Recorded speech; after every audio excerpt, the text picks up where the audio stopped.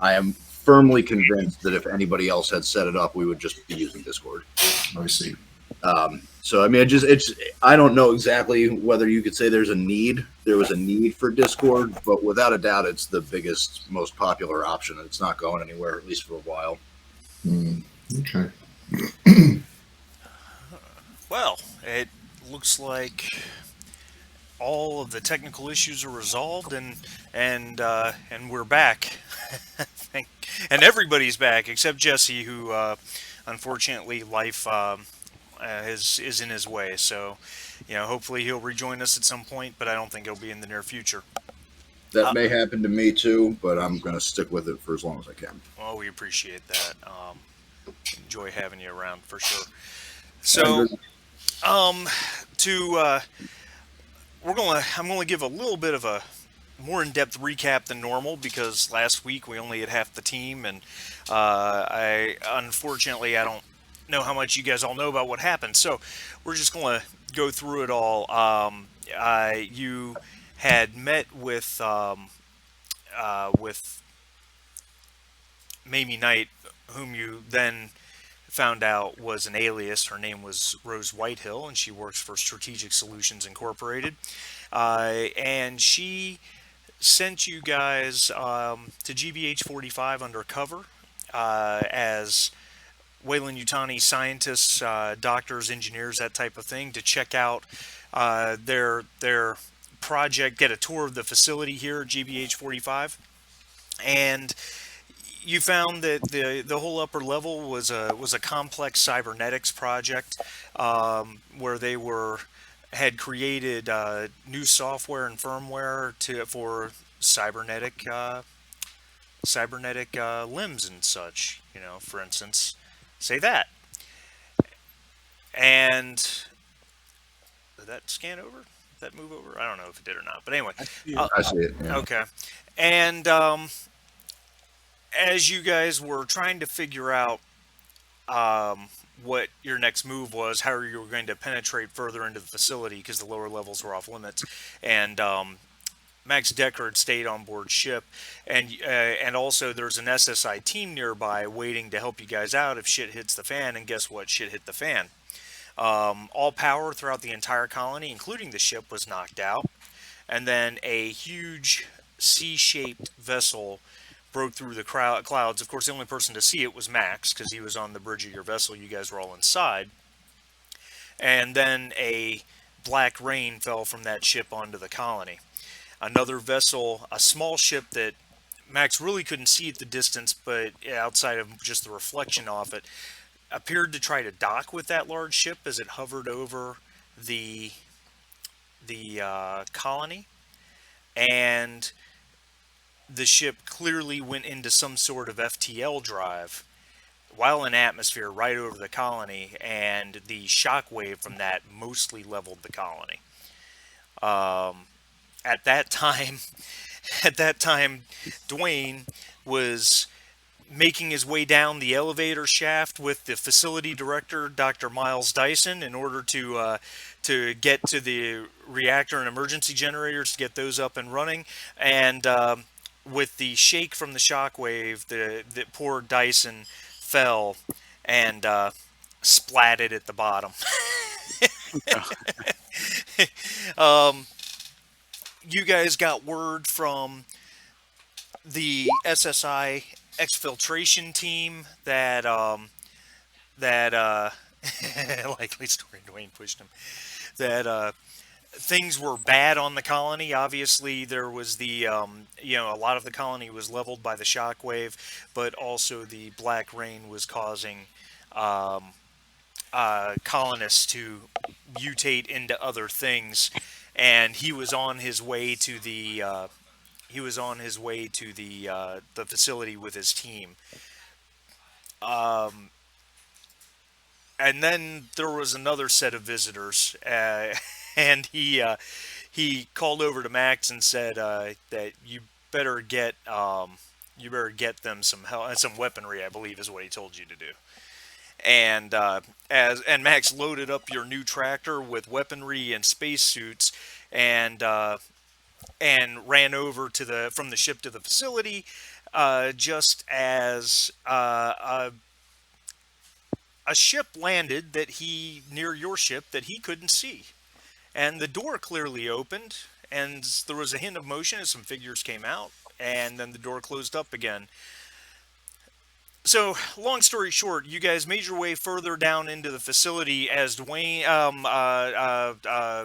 Jones and the team were moving in behind you, trying to cover you guys. But you guys had to find another escape because the facility had two entrances, and one was surrounded by, or was being attacked by freaks, and the other one had 7, 8 foot tall invisible aliens coming through it. So you went further down into the facility.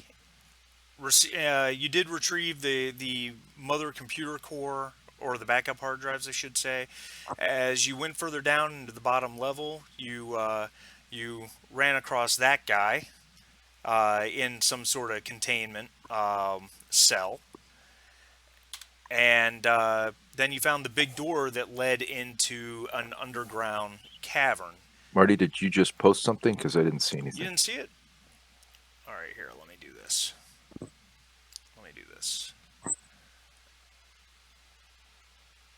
I saw the arm from before. I don't know if that's... Okay. Yeah, you ran across that guy. He was in some sort okay. of holding cell. The big aha moment, he nodded at Rudy and said sister. And of course you guys already knew Rudy was an android at that point. Ew. So. That's gross. And you went down into the cave complex. You guys see that map? Yes. Okay. Affirmative. Yeah. You went down into the cave complex and you found sorry, what was that, Andy? Oh, nothing. I was literally just sniffling. Oh, sorry. Sorry. Let's see. Good. And you found just as you entered, you found in number 1, you found those big giant head statues that you all should see under scenario 4 handout. You went through this, which was a giant stone orb that, as you got close, it spun open and provided you an entrance into the next room where you found more strange statues, as well as the altar over at number 3. When you moved into number 4, you found huge numbers of urns, one of which you recovered, I believe, from upstairs, from the genetics lab, if I remember correctly. And, of course, when you moved into number 5, you found this terrifying statue. Unfortunately, the statue wasn't the end, because as you came to number 6, hearing gunfire behind you, knowing that you guys were still being pursued, you actually came across a sort of sarcophagus that was humming with power and opened up just as you entered. And while that happened, 2 xenomorphs started to move and detach themselves from the wall where they were camouflaged. And as if that weren't bad enough, 3 figures decloaked behind you. Through amazing heroics, you guys managed to get out of that. But all of Blake Jones' exfiltration team died except for him. 3 of you were broken. Let's see here. Jake went down with a bleeding gut. Max got... I don't remember what happened to Max, but something happened to Max that he was broken. And let's see, who else was broken? Rudy was broken, but not knocked unconscious because she's an android. Rudy, your left arm was melted off by xenomorphic acid. Oh, horrible. So your left arm is gone. Pretty brutal, yeah. Yeah. And Roman was broken, but his critical hit was he only got the wind knocked out of him. You guys made a running, dragging each other escape out of there as the Yautja and the engineer, well, you don't know she's an engineer, but anyway, and 2 xenomorphs fought each other. As you guys escaped into the upper levels, you found a dead Yautja, which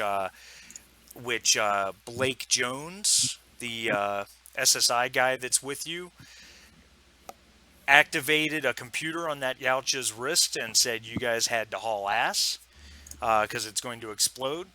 And the explosion happened as you guys got onto your ship, and the whole Weyland-Yutani facility started to cave in on itself. And then that's when you guys took off. Vickers made a medical aid roll to unbrake Max so that he could fly, while Dwayne went and got the engines up and running, because whatever knocked out all power knocked out all electronics everywhere. Some sort of EMP, you guys surmised, and that's where we stopped. That's the short version. It was a lot of a lot. I feel like I need a cigarette after that. Yeah, I feel like I missed an entire movie. Oh, it was. I can genuinely say it was probably the most fun I've had game mastering Alien yet. It was absolutely crazy. That's sweet. It looks like I'm going to be probably back doing this at PAX Unplugged. I got to talk to the Gehenna Gaming people today, but I think I'm going to be running this for. Actually, I think paid on behalf of Free League is the deal that they set up this year, which is pretty nice. Oh wow. Yeah, and then usually they give you some free shit too, which is sweet. You know, it's like dice or whatever, but I'll take them. So yeah, that would be cool. If that happens, then Gehenna Gaming will probably pay for my PAX Unplugged badge, and Free League will pay me and probably about a dozen other people to run this. They want people for Blade Runner, which I don't know how to do yet, and some others. So pretty much all the Free League games, they've linked up with Gehenna Gaming, and if we work with Gehenna, I think we're getting paid to run their stuff this year. Oh, that's cool. Yeah, I'm pretty excited about it. That's awesome. That's in December. Yeah, it's I've read through. Where's that at? That's in Philly at the convention center. It's the biggest tabletop only gaming convention in the country, as far as I know. Well, Oh, wow. I've read through the Blade Runner rules once, and now realize I need to read through them again because I barely remember them. Is that a 2D20 game? No, It's a different system than this, right? It's not the. No, it's based on 4 dice: the 6, the 8, the 10, and the 12. So it's a success-driven system. It's like this in regards to you've got 4 basic stats and then you've got skills under those stats. So if you have, and I don't remember the terms, but let's just say close combat and strength. If your strength is an A level, which is as good as it gets, and your close combat is a B level, which is almost as good as it gets, you roll a D12 for the A and a D10 for the B, and if you roll a 6 or above on either die, it's a success. Okay, so the larger die just has more chances for success. Correct. So each skill or stat has a letter assigned to it, like a letter grading scale in school, and the better the letter, the larger the die you get. So if you have a D strength and a D close combat, you're rolling 2 dice 6, and only success is a 6. So you really only have a 1 in 3 chance in that situation. I wonder if they made the decision to distance it from this system specifically to avoid the fan-driven nexus point of, overlap conspiracy theories about whether these two worlds are linked, which has always been officially denied. Right. But, I almost have to wonder if because there's such a close proximity, they thought that making them overlap would really clash that in a way that they didn't want to happen with the official properties. That's my gut reaction too. Yeah. What I heard last was this is based on the Twilight 2000 system, Right. which is kind of this one, and they just simplified a bit. So Twilight 2000, I think, also has the priority system, and it was kind of the idea of it's the Mutant Year Zero system, which Aliens is, but it's simplified so it's easier to use. And you only have 4 guys. Yeah, I think, and I don't know this for a fact, but I swear when Free League announced that they got Blade Runner, I swear I read that they were intending to make it with a compatible system for Alien. Like back when they first announced that, and then that was all we ever heard about it. Maybe I misread it, or maybe I'm misremembering it. But obviously that didn't happen, which, whatever. Any system is simple enough that you can certainly adapt any other system to it if you like. So, all right. So, back to it. On board the ship as you're flying away. Of course, Rudy's still missing an arm. That's going to be a little bit of a problem. Uh, uh, Jake Sinclair, an internally bleeding gut. So I forgot we had somebody dying. yeah, so he has a shift to live without medical attention. Um, so I suppose someone needs to handle that. Now you guys have an auto dock on board your ship, so someone with a high comm tech could simply program the auto dock, or I could have Vickers make a medical aid roll, whatever you guys want to do. I have good comtech. I would, I guess, just go with whatever the stronger chance is. Well, let's see. Vickers medical aid is. Where's Vickers medical aid? Oh my God, there's so many more handouts than there used to be. Okay, now I got my sheet. Yeah, he's got 8 dice. Oh, I have 4 levels of health damage, huh? Yeah, you were broken. You were broken. And you know, you guys are going to regain your health back because you're at this point you're in a safe place. So as things as you guys continue to fly away, I'll have Vickers make his medical aid roll and just. My comtech's 7. Yeah, he has 8. So he succeeded. Okay. He had 3 successes, but he did panic. Oh wow, look at that. Okay, so all right. So Jake, do me a favor. Roll a d6, please.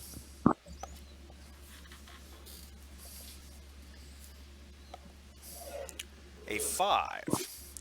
So it is going to take you 5 days to fully heal from your injury. Okay. You're going to regain all your health, but let's see here. Where's the bleeding gut? I just need to double check the. Why can't I find it all of a sudden? There it is.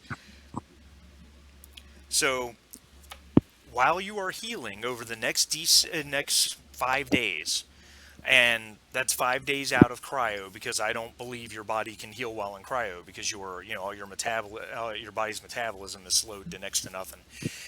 Anytime you make a mobility or close combat roll, you will take a point of damage during your healing period.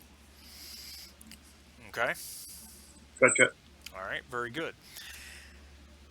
And and anyone who's taken health damage, you guys can just go ahead and regain it because you're going to gain a point per turn as you guys are passing out into space, out of the atmosphere and into space. As your vessel enters the darkness of space, there's there's quite a few. There's quite a few ships adrift in the area. It looks like there is a corvette, a smaller corvette type vessel that is burning up in atmosphere. There are a number of shuttles and small warships that just are adrift, including the rather large Conestoga class, the HMS Hammer, which you guys encountered when you first came to GBH 45. None of these ships seem to have power, and they're just drifting dead in space. There's no sign of any other ships whatsoever. Blake Jones, the last SSI guy to survive. He come on. What's going on here? There we go. He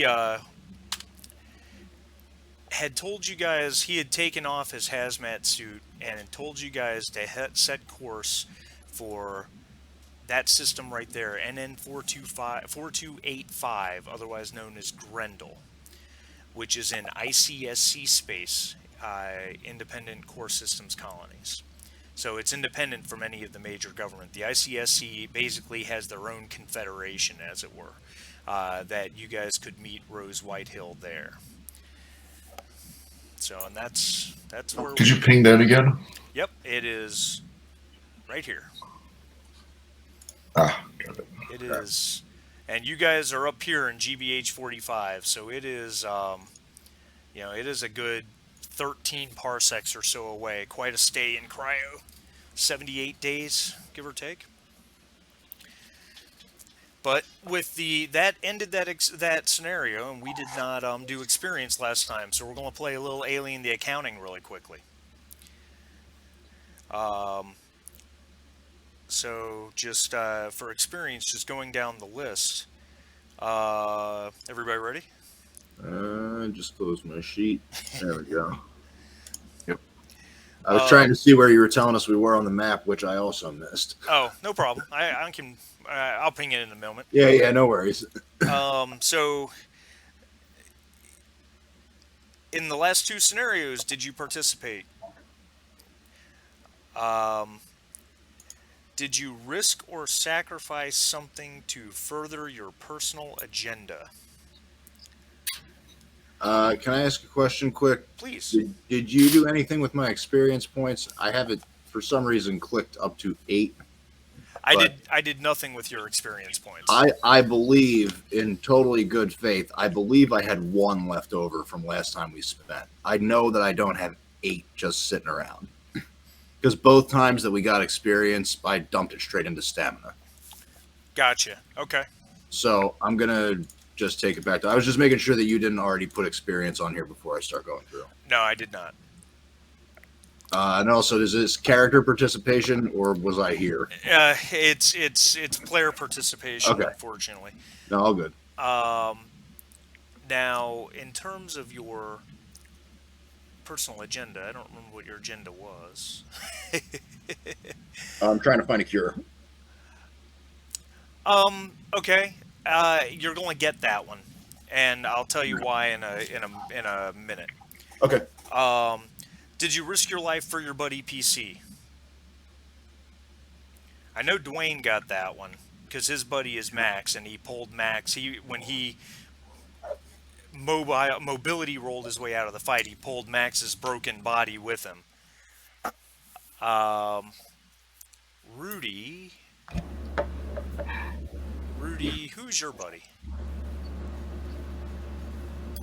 It's Jake, Dr. Jake Sinclair, Oh, my yeah. hero. Well, then you would get it as well, because that's who you pulled out.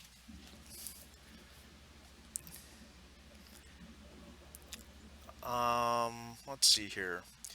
Did you challenge or stand up to your rival PC? I don't know that really... I don't think there was a lot of standing up to rivals on this one. Didn't know time. Yeah, No, we were too busy surviving. that's right. You also become pretty cooperative. That's right.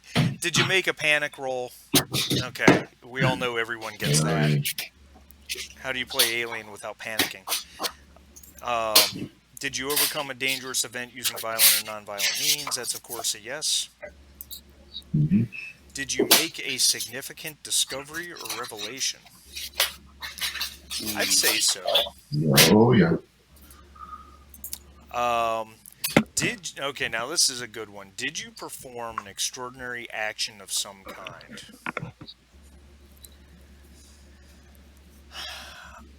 That's one where if you think it qualifies, I'm going to ask you to make a case. And then everybody gains a point for earning money, because you guys earned money. You guys were paid after all, so... Honestly, I'm thinking Okay. through it. And I can't think of. I can't think I observed any extraordinary. I mean, anything that would be extraordinary. I don't know. I'm not sure if it counts as an extraordinary action, but I felt like the scene where we came around to accepting Captain Rudat and went through the whole like cycle of trying to earn trust was extraordinary on like a kind of like group collective experience level, but I don't know if it qualifies as an extraordinary action. It's just something that like a kind of scene that I would have enjoyed. Oh yeah. Yes. You know what? I'm a kind and forgiving game mother. I'll give everybody the point on that one. Wow. Just because I had so much fun on this, trying to kill you on this last one.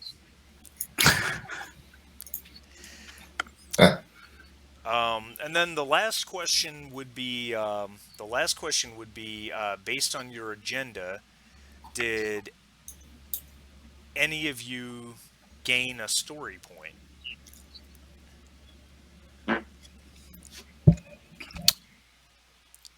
Well, I I don't think feel Well, like we I- talk about story points too often. I don't feel like that's been brought up very much. Have we forgotten to mention it in the past? No, I don't think we have. I could be wrong. No, I have one from the first story from attempting to evaluate some of the materials we collected against the possibility of treating my disease. So I think we talked about them at least one of the times we did experience. I'm sure we did talk about it at least one time because I have think one as last well, time I but didn't get one. Yeah, I think that was the last time we talked about it, which was a while ago, I think. But I could be wrong. It might just be a recency thing because it took us so long to play in terms of actual time, we had such breaks between game sessions.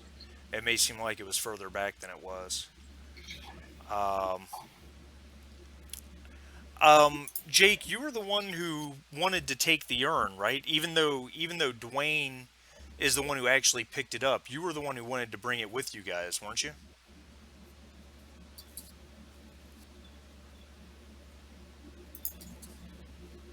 Jake? He's muted.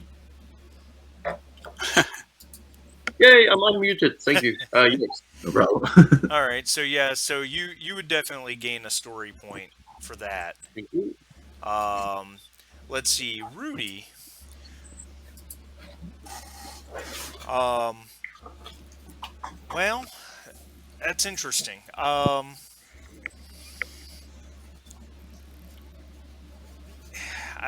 have to think about that one because your agenda, half of it is to some extent already out there. Yeah, probably need to update the agenda. Things Yeah. have changed. Yeah, I think that would be a good move. Let's see, where are you at, Roman? Yeah, I'm not quite sure because you had said you were going to fill me in about what qualified me earlier for an experience point. I am going to fill you in. Let's see. How do I make it that I can talk to you directly without anybody else hearing it? Well, if it was Discord, Yeah. Well, what I could do, let's see. Can anybody besides Andy hear me? I can hear you. I don't think they can hear me. I don't think so either. Or they're cheating. Or they're cheating, that's right. I don't know if they can hear me though. No one's saying anything, so I'm assuming we're clear. right. As when you guys met Mamie Knight, aka Rose Whitehill, before you guys set on this mission, one of the things the team negotiated in was that SSI would do anything they could to help cure your condition. You guys met a doctor named Katori Khan, who works for SSI, and because she installed PDT chips for everybody, with Wayland Yutani IDs. Right. And she pulled you aside and told you quietly that, obviously we know this genetic accelerant might be able to be programmed to do a number of different things, but also that Strategic Solutions Incorporated had some success with using Yautja blood as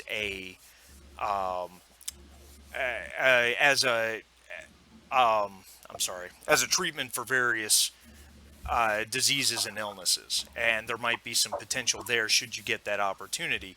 And I had your character.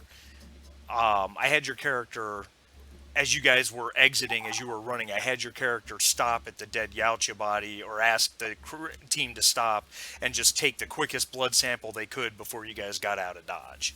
So you have that in your possession. You've got a sample of this green, glowing, luminescent blood. All right, sweet. Well, I appreciate what the team did, because that was part of what I wanted to do, and I think that we ended last time, like last time I was here, like right before I would have been able to have that conversation, or I had just had it. I forget which. Yeah. But yeah, I appreciate the team following through on that, and I appreciate the grab for the Gouch of Blood. So does that qualify me for a story point? Yeah, I'll give it to you. Okay, cool. All right, yeah, and I appreciate the update. You bet. All right, I'm going to drop us into... Ability roll. All right, cool. Get away from those guys. All right, we're back. Okay. Yep, yeah. Also, that seems to have worked pretty smoothly. Let's see. And it's six points to increase 1 in 5. skill, or 5. 5. Okay, That's the one. 5 for a skill or 5 for a new talent. And you had, and for the skill, you had to have used it during the session. For Well, example, we were talking about mobility. Well, we all did mobility rolls in that session. the more I read that skills paragraph, the more it sounds like learning a new skill is you have to use it. But one you already have is just 5 XP. That's just me. All right. Well, whatever. Hachi, you were we were going through agendas. Yep. I'm on Dwayne right now.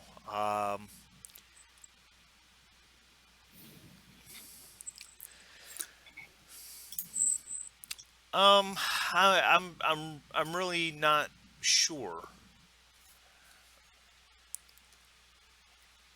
If you've got a case to make for it as a story point, I'll hear it out.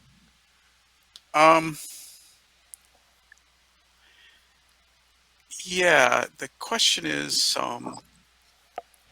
the actions. But based on my agenda, first of all, you can't argue with the results, right? Everyone's still alive, and the ship is in working order, and we got away, right? Yeah. And I got the ship restarted. I also started the reactor and got power to the facility. So, and obviously, I got Max out of there, and I think I was the first one. Now, I don't know if people call this smarts or fear, because I didn't think it was fear. I thought it was smarts, but I think I was the first one to grab up somebody and bolt. At a certain point, the two become indistinguishable. But I think it was obvious that there was no way we were going to win mixed up in that fight between those two groups. We were just going to get murdered. So, but anyway, that's my case, that my actions revolved around my agenda, and we were successful. All right. I'll yeah, okay, I'll throw it to you. That's fine. And then Decker,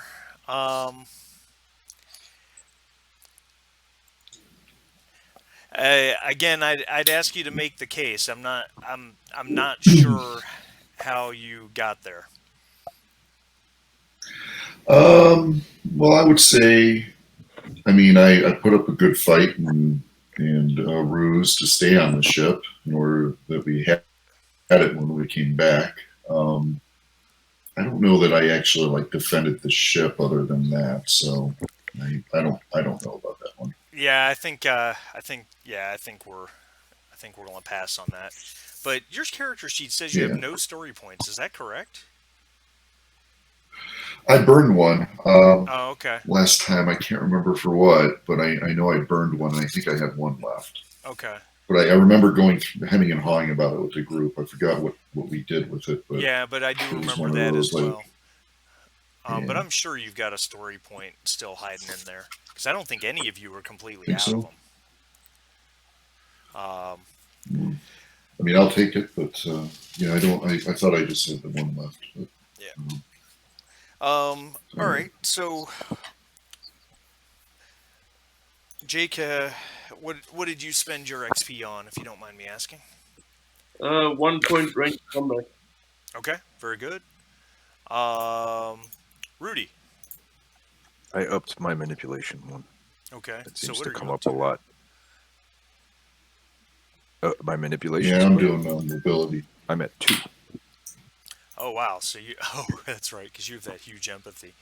Okay. I'm sorry, Max. What did you do?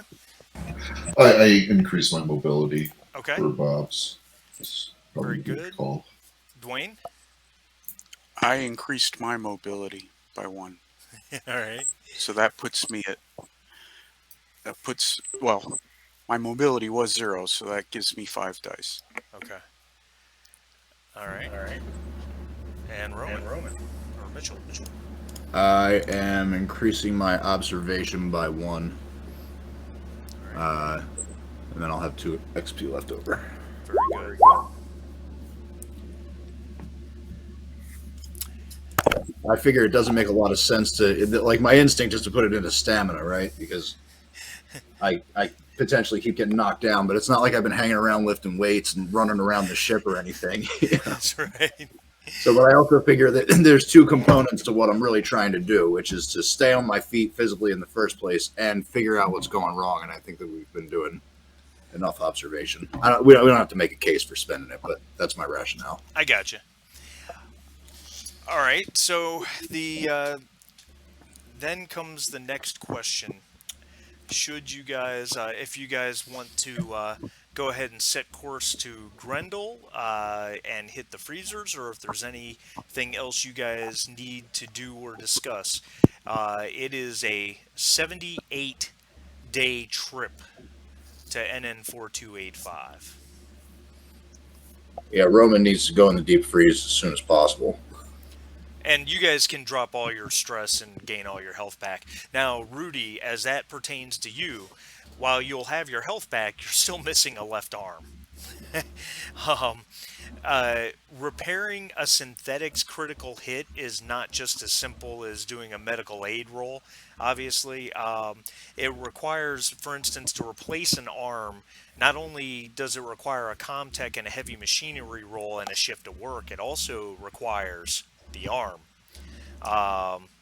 which I think it's safe to say is you don't have a random synthetic arm laying around your ship. Yeah, I would imagine. Which is kind of disappointing because we just left a place that had arms. Maybe we can treat it with Yautja blood. So anyway, I'll leave you to noodle that. If you guys want to make any adjustments to your buddy, rival, or agendas, I think that now would be a good time to do that as well. Yeah, I'm wondering if I should make my agenda more specific. One thing we discussed while you were having your sidebar was that we thought it was a good idea. We thought it was a good idea for Jake to stay out of cryo and heal up. And once he was healed, to go into cryo, because he can go 6 days, right, before he has to go into cryo. He can go 6 days before he has to go into cryo. So he can get healed before he jumps into cryo. That's very true.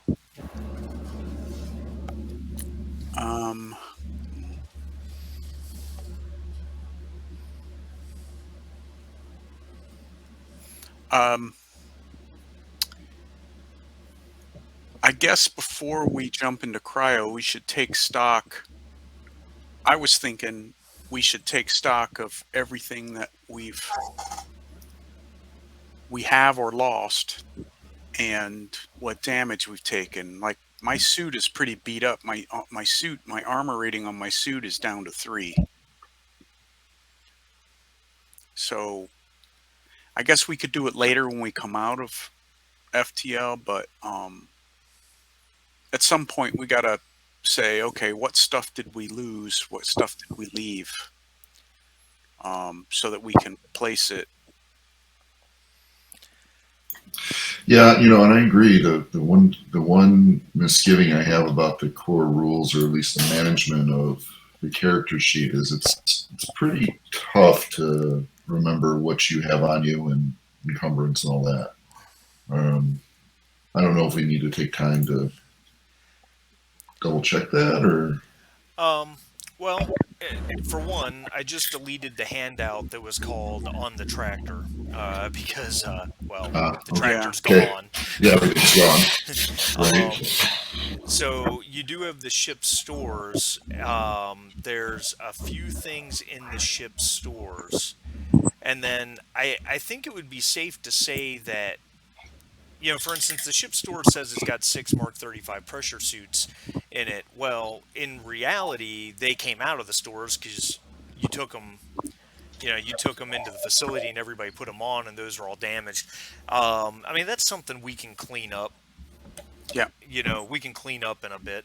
We just know that those suits are damaged depending on what people's armor ratings are and what damage they took. Correct. And I had one of the Stratsol AR-40s, and I still have it, so I didn't leave it behind or anything. It's not like I dropped it and ran away with it without it. I don't know where everyone stands on that. I had a Mark 35 and a Stratsol AR-40. Or, no, I had the Stratsol SMG. I think. And I just deleted it. Hang on. I'll bring it back. I had a Stratsol AR-40. And you still have it? Yeah, I just took it off my character sheet for purposes of calculating encumbrance, but yeah. I had the Mark. If my suit was damaged, then I have a damaged Mark 35, and I have the Stratsol AR-40. All right. I'm guessing if you drop and you're not mobile, well, I guess the thing could be strapped to you if you're carrying a rifle. Oh yeah. Okay. The other thing we need to do something with, I'm looking at my sheet and I just realized I have the creepy urn. So before Mitchell Roman jumps into cryo, I think you and Jake's got a. Well, he's unbroken and he's healing, so I guess you guys can work together. But I'm giving you guys the creepy urn. Yes, You guys need to figure out what you're going to do with it. I'm assuming that because we left in a bit of a hurry, there was no protocol followed for dealing with the urn. No, not really. It was get in the ship and get the hell out as quickly as possible. So the urn is it's about 2.5 feet tall, and you guys it's in the scenario 4 handouts, the strange urn. Right. So it's got these hieroglyphics on it, or these cuneiform markings that are similar to what you saw in the cavern complex below.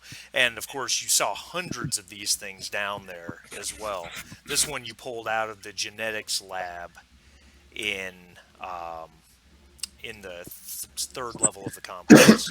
So, all right, so we have some tentative information about it. Like, we didn't just find it in a cave. We found this in a lab facility, specifically a genetics lab. Correct. All right, so it's not just a piece of, it's not just an archaeological find, presumably. Correct. And another piece of information I left out in the quick run through, and only 3 of you were here for it anyway. In that genetics lab also were 4 stone hemispheres, about maybe 6 inches wide, the size of a softball or a grapefruit, something like that, that were hollowed out inside. And when you guys went down into that down into that cave complex, there was the altar off to the right, which also had one of those stone spheres on it, but this one was the full sphere. It wasn't individual halves. And you guys saw that, but you didn't pick up. I don't think you didn't pick up that. I don't think you picked up the halves up in the genetics lab either. But you did see those, but you guys kind of ran past it all. So we just have the urn. Correct. Okay. Do we have undamaged hazmat suits? You guys, I believe, put hazmat suits in your. I know you guys picked up hazmat. I think we suits. bought some. Yeah, we Yeah. have some on the ship. They should be in the ship stores. You've got the Let's pressure see. suits, but I don't have the same. I I wish know we we had a bought collective hazmat ship suits. storage. yeah, it's not listed on the ship stores. But I know you guys picked up a half dozen hazmat suits. I know you did. All right, so I guess the first thing I would do in that case is probably go find Jake after his surgery. Um, so I don't know where was he just in sick bay? Correct. Yeah, let's move over to the. We'll move over to the ship main deck. Do-do-do-do-do. Everybody should see the main deck. Yeah. I assume Max is. I assume Max would be on the bridge. Medical is there, so Sinclair's going to be there along with Vickers. And if Roman's going to be heading that way, we'll set him in there. So that's just a question of what Rudy and Dwayne are doing. I don't know where you guys are at on board ship at this moment. I think Rudy's just looking after her arm, probably. I don't know how long that takes. And Instead of letting it drip all over the floor. Yeah. how long did we say Jake's surgery is going to take?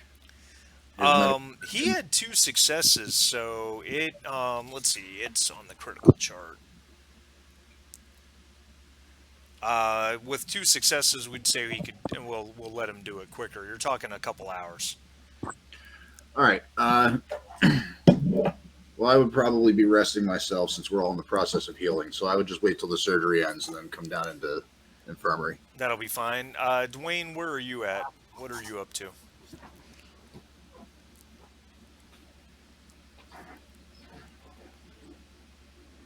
Dwayne? Dwayne, muted Dwayne.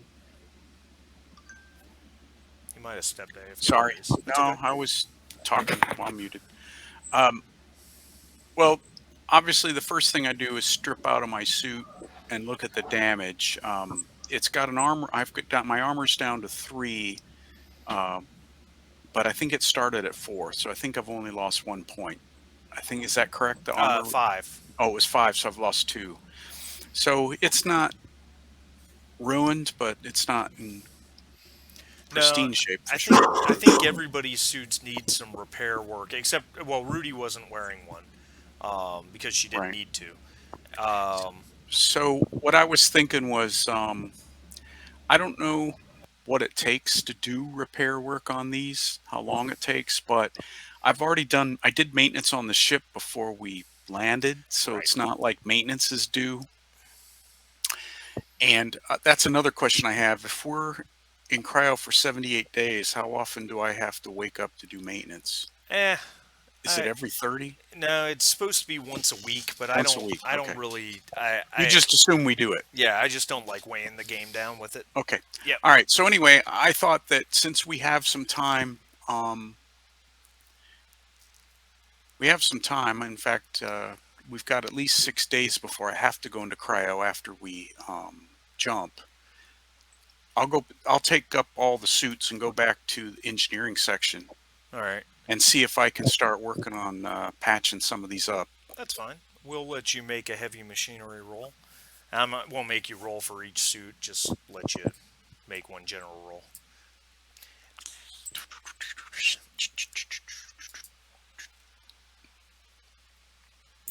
All right, I kind of cleaned up the ship stores, and Oh, cool. Thank you.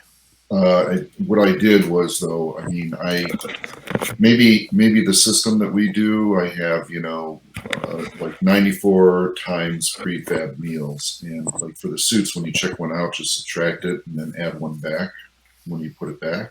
I added one AR-40 that I had on me, and so right now the ship stores say 1 times the Strapsol AR-40.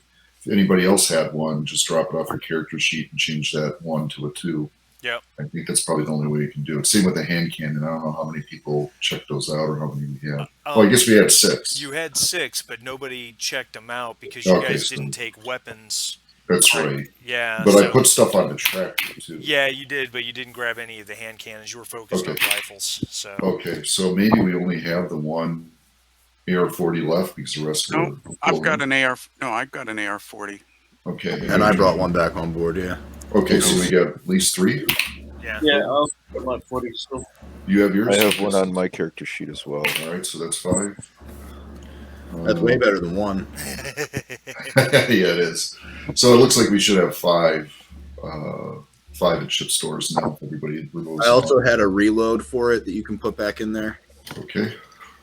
So that's 6 reloads. Anything else? I had one of the Mark 35s as well. If you want to include Yeah. that in what Guys, Wayne's I'll be going back in 2 minutes. I gotta Yeah. give my dog some meds. Okay. Okay. Cool. Yeah, that's what I assumed. Is I just grab up the Mark 35 suits and drag them back to engineering.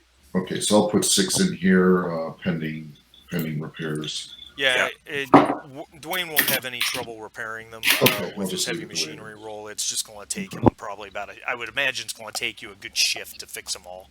Do you guys remember how many? We only have 1 of the stun AR, right? Correct. Okay, so there's 1 of that and 1 SMG 20. And Oh, you might have 2 of those. Vickers Oh, might have there's the one G. on him. Hold on. Vickers has one of those on him, so you can add one of those and a reload back. Okay. And did we have any auto guns or no? I thought I was crying by wanting one of those. You did. You guys had 3 of those, the robot sentries. Yeah. That's right. Okay, I don't know where. Are they on here? I don't think so. All right. Okay, got it. We're good then. Cool. Alien the accounting complete. Yeah, Jake, you're regaining consciousness as the auto dock opens up and slides you out. You know, you've got stitches and staples across your belly. You know, well, actually, I guess Vickers did the surgery, but anyway, he makes sure you're clear that you've got to be careful about your physical activity for the next 5 days or so. You don't want to pop a stitch or worse. And I guess that's when Dr. Roman comes strolling in. How does Sinclair look?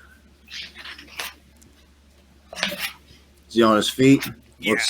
What's his status? Just getting dressed and ready to leave the water dock. Probably come in, walk up to Vicky. How did it go? It went fine. He's going to be okay. Just needs a few days to fully heal. Good. I'm going to walk over to Sinclair. How you feeling, buddy? Like something crash landed on my stomach, but all the way. That sounds about right. You look okay. Yeah, just light duty for a week and we're good to go. Look him up and down. Say, you think you can climb into a hazmat suit? Yeah, it'd be good as long as I do it slowly and not have a lot of obscure aliens. Well, I have a feeling whatever we do with that can we found, we should really probably do slowly. I would say let's secure it, lock it down. I'm not sure whether we should put it in cryo or not. And yeah, let's do it for now. Unless you want to do some research. I'm back. Given some of what's happened, what we've been through, I feel like we should probably find out what we can with a cursory look first. And then, like you said, we'll freeze it. And we'll get where we're going and see about taking a more cautious kind of look. But we should find out what we can, at least by looking at the surface, you know. A little, maybe. Sounds good. So, move you guys over into science. Rudy, this is Dwayne in engineering. Are you there? I am here. Can you hear me? I was going through my crap and I realized I have the hard drives from Mother. And that was one of the objectives, was to get information for Mamie, aka what's her real name? Rose Whitehill. Rose Whitehill. Anyway, I've got those hard drives. What do you want to do with these? Obviously, we're going to turn them over to Rose when we see her. But is there anything you want the docs to do with these before we turn them over? Well, up till now, haven't we been sort of double checking everything for ourselves? You know, because what's the option? We just give it to her and trust her to tell us what's on them. Yeah. Well, anyway, I'm gonna take a break from fixing these suits, and I'm gonna bring them to you. Also, you downloaded information into your data bank too, so I'm gonna give you all the data. You can work it out with the docs. Sounds good. Okay. All right, doctors, what are you doing? Well, I mean, this thing's about 2 feet tall and it's what, about 8 inches wide? At its widest point. At its Yeah. widest? Okay. So, what do we have? Do we have anything in terms of scanning equipment that can check its surface for contaminants or potentially evaluate what kind of material it's made out of? I would certainly think that the science lab has that type of equipment. I don't want to scratch or damage it too much, but Sure. just a cursory examination. All right. So, could I make an observation roll about it? Please. Or an analysis roll, rather? Absolutely. All right. Same. And Jake can help. Sure. Just All right. So it, from basic observation, it is very. You're not. I mean, just from a simple observation, you're not sure what metal it's made from. Obviously, you've got the hieroglyphics and the cuneiform writing that's on it. It does seem to have a. It was hard to see at first, but it does seem to have a seam at the top of it, maybe a centimeter and a half down, that wraps around the upper edge of it. Perhaps that's how it opens. What would you like to do with your question?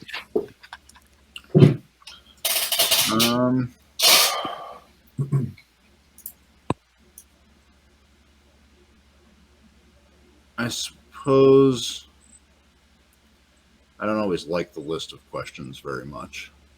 Am I able to get any sense of what its purpose is?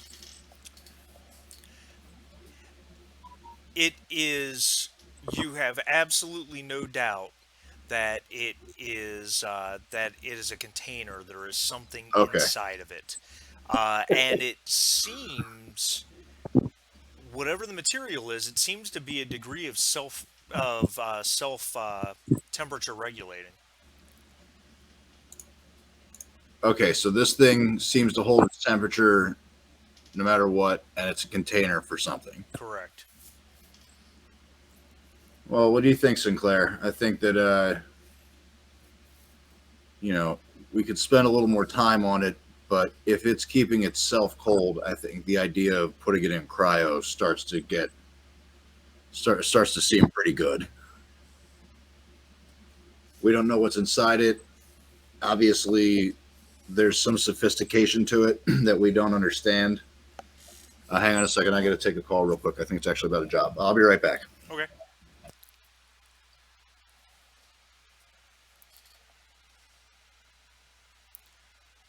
What do you think, Jake?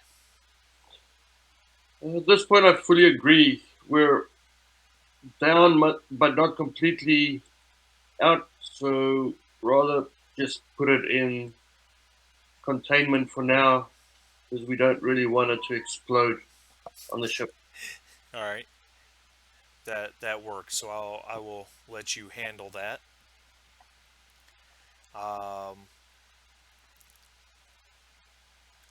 And Rudy, what are you up to? Your arm is, obviously you don't have the arm, but I imagine you've sealed off or stopped the flow of synthetic white blood. It's probably an odd sensation not having a limb. Yeah, she probably doesn't like it very much, but she'll, bandage herself up so she doesn't seem so robotic. And then she will. Let's see. Our Comtech experts were the two docs and Max, right? Yeah.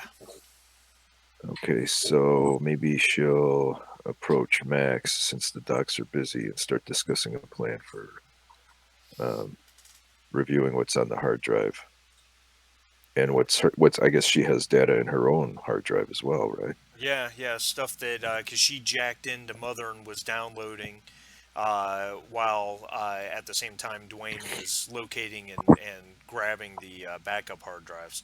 So um, it I don't think she downloaded as much information because you guys were on limited time, and but you have the hard drives that should be a full backup of everything that the mother system at GBH 45 had on it. So is what's in her own brain like separate data, or is it data that's already on the hard drive? You believe it's data that's already on the hard drive. Okay, well she'll. I had a point on that. Theoretically, if the hard drives are a backup of everything, it's possible you have some stuff that might be new since the last backup. Possibly. But it should mostly be duplicates, I would bet. Well, I guess she'd start by cataloging what she's got and seeing if it's duplicate information. Like, does she need to collate this data, or can she just dump what she has? I would say that she can probably you could probably dump what she has into Apollo if that's what you wanted to do, and then we could Only insofar as it's safe to do it. I don't want to like screw up that computer. So if we can get like a physical hard drive or something that's not connected. yeah, I don't see an issue there. And then if you're Okay. looking to compare what you have versus what the versus what's on the hard drives, I'd say that'd be as simple as a Comtech roll on the part of somebody. Well, yeah, and that's why I'm trying to recruit somebody with a high contact because mine is Yeah. pretty low. Yeah, and we should, if nothing else, we should just copy all the hard drive data onto our own hard drives so that we can, in good faith, just turn the drives over. Say, here's what we got from their mother system. I think that's the plan, is to Yeah. put it all on one thing. So, I mean, if Max wants to help me, if the doctors are busy, then I'll Yeah, the You know. docs are doing their thing. Sure, I can do get it that. organized. I'm just managing the ship stores right now. I can help you out. So Comtech, right? Yeah, with a plus Alright, one let working me with just Rudy. save my changes to the ship stores here for a second. One sec. God damn it. Sorry, I don't want to lose all my changes. It's no problem. All right. All right. Comtech, and do any bonuses or anything? Plus one if you're working with Rudy. We'll call that Yeah. a die of help. Plus one. Come on. Would you could- like to finish the roll? Yes, please. Hold on. We'll do this and Comtech. Roll harder, Jim. I'm rolling really hard. I'm rolling Roll as hard as you I can. Oh, Hey, Yay! how statistically improbable is that? well, I should go play the lottery or not. Yeah, I mean, that's look at all those dice. So He could have just rolled one panic die. Yeah, exactly. right. With a degree of work in terms of comparing, it looks as if the data between the two, between what Rudy downloaded, which of course was not all of it. She doesn't have nearly as much data as what was on the hard drives. It looks like it is all identical, with the exception of a recent report from the genetics lab that indicated that their attempts at manipulating and programming the second pure sample of the genetic accelerant with the super long designation that I don't feel like repeating right now was unsuccessful. It has a number of test results that you're not a scientist, so you probably don't really know what it all means. But with a follow up question sent to Dr. Dyson of there is one sample left down in the engineer complex. Did we want to use that one to continue tests? And it looks like he had never answered that question. The date on the experiment, apparently it started about 2 days ago, and the final note was sent to Dr. Dyson that morning, the morning of the day you guys are in. Right before you guys landed down at the facility. It looks like he had never made a decision or gotten back to them with a decision. So that's the only difference between the data that Rudy has versus what's on the hard drive. Okay. Well, I guess we'll just put all that stuff together on one hard drive and then start looking it over. Start seeing what the rest of it is all about. All right. It's clearly there were two different projects going on here. That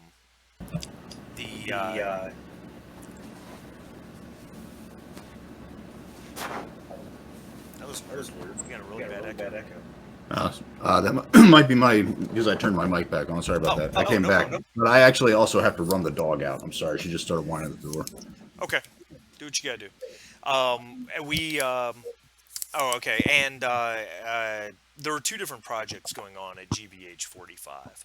There was what they called the T800 project, which was a legitimate project. Everything that you can tell, there were some major moves as this project had become successful that were about to happen. And of course, who knows how far that's going to be set back by the loss of that facility. Surely Weyland-Yutani has all the data, but just rebuilding in and of itself. The lower two levels of the facility had nothing to do with the Cyberdyne project. The Cyberdyne, while it was a legitimate project, was obviously the front for what Weyland-Yutani was doing on the lower two levels. It appears that Weyland-Yutani discovered this complex decades ago, and they eventually built this facility. They built this facility as a cold weather station, and eventually the colony sprung up around it due to gas mining of the nearby gas giant and various other opportunities. So they eventually switched over from the cold weather station to this T800 project, but neither here nor there.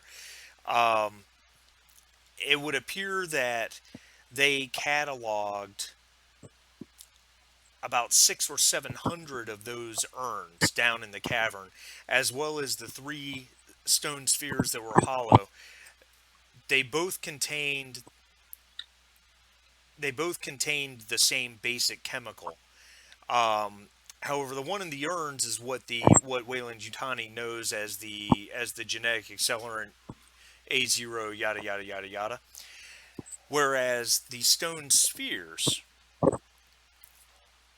contained what they defined as a more basic or unprogrammed version of the genetic accelerant, meaning what was in the urns had already been designed to do something very specific, and all of there's a lot of data here. I'm giving you the short version, but all of their experimentation indicated that what was in the urns was specifically designed to mutate and eventually cause the death of organic animal life. Okay, a bioweapon essentially.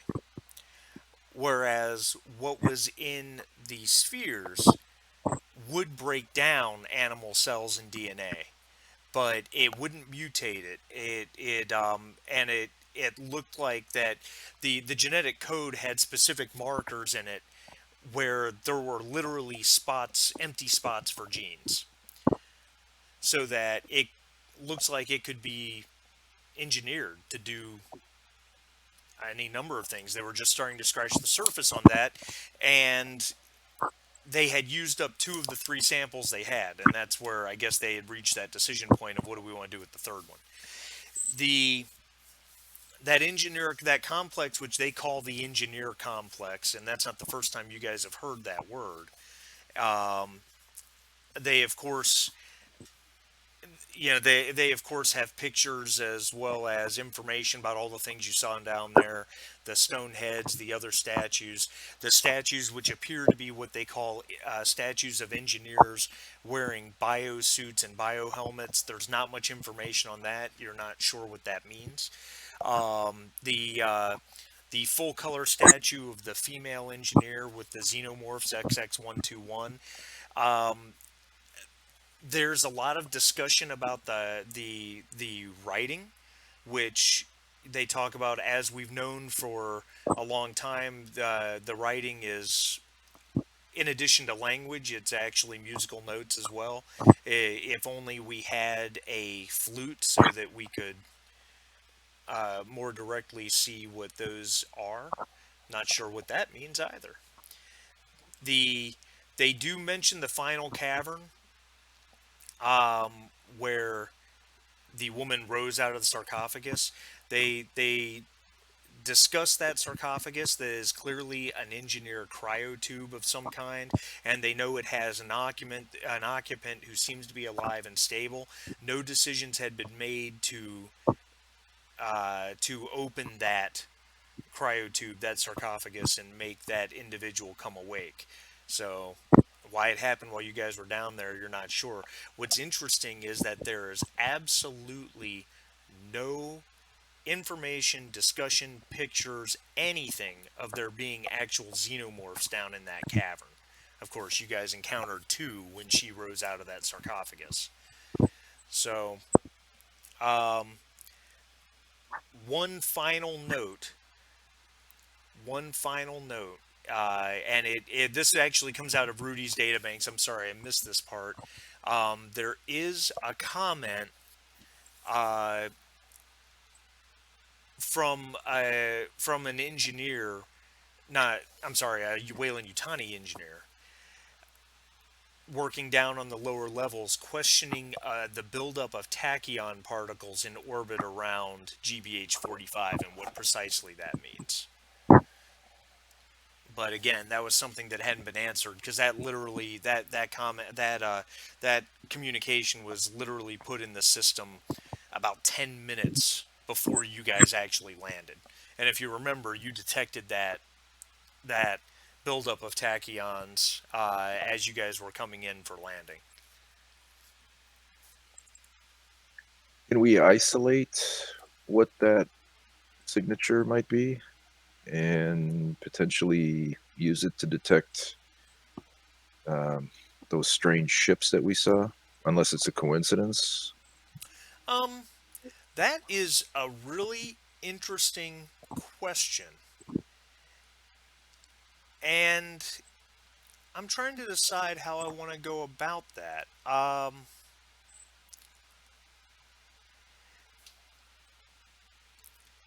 You're hanging out with you and Max are hanging out down there, either on the bridge or in the Apollo room, going through all this.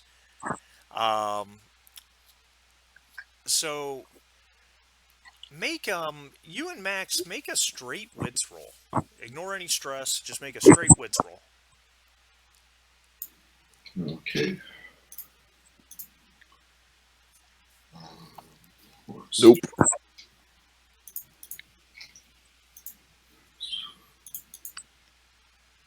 A success for Max. Max, because you spent some time in the service or something along those lines, didn't you? No, the character is from a family that's like a shipping family. Oh, that's right. And That's right. you That's want to be part of it, so yeah. I can adapt that. But you certainly are a pilot, and you've served on commercial ships. Right. He didn't want to sit in an office. He wanted to fly around. You know, at some point, just before this crew all came together on Magellan, you remember some talking, probably in a bar somewhere, something that maybe you overheard some United America's naval officers talking, or you know, something along those lines. Some discussion about hypothetical tachyon-based FTL.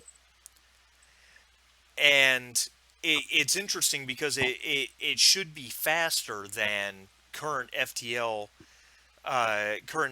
drive systems, and there's rumor out there that the UPP has actually had some success, though there's been no examples that have come to light. So that's a possibility. What Rudy is alluding to, that buildup of tachyons might have something to do with that ship's FTL system, because based on, well, and I don't know if this goes into your character's knowledge set, but we can say that you guys bounced it off Dwayne, who's an engineer on some level, and possibly the doctors. If such a drive system were to exist at its destination, it would require a buildup of tachyon particles where the ship is, with a buildup of tachyon particles at the other end, where that ship is going to. So you can see it. You can see it before it gets there. Yeah, you can pick it up on sensors. Absolutely. Okay, that's important. Do we have Does Magellan have a sensor set that just can be set for that kind of presence in space? I mean, your sensors can certainly pick that up. If you're asking if you want to, I mean, you could set it. You could set it up automatically where Apollo is always looking for that type of thing, if that's what you mean. Yeah, that's what I mean. Actually. Yeah.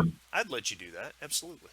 That's what I'm going to do. So it's a tachyon particle auto sensing setting for the. All right. Yeah, make a contact roll to set that up. All right. Do I still have my stress from that? Oh no, you're all stressed. Oh yeah, from that. No. We'll let that go. We'll let that go. It's not that big a deal, unless you want the stress. And no, that's okay. Although last time it worked.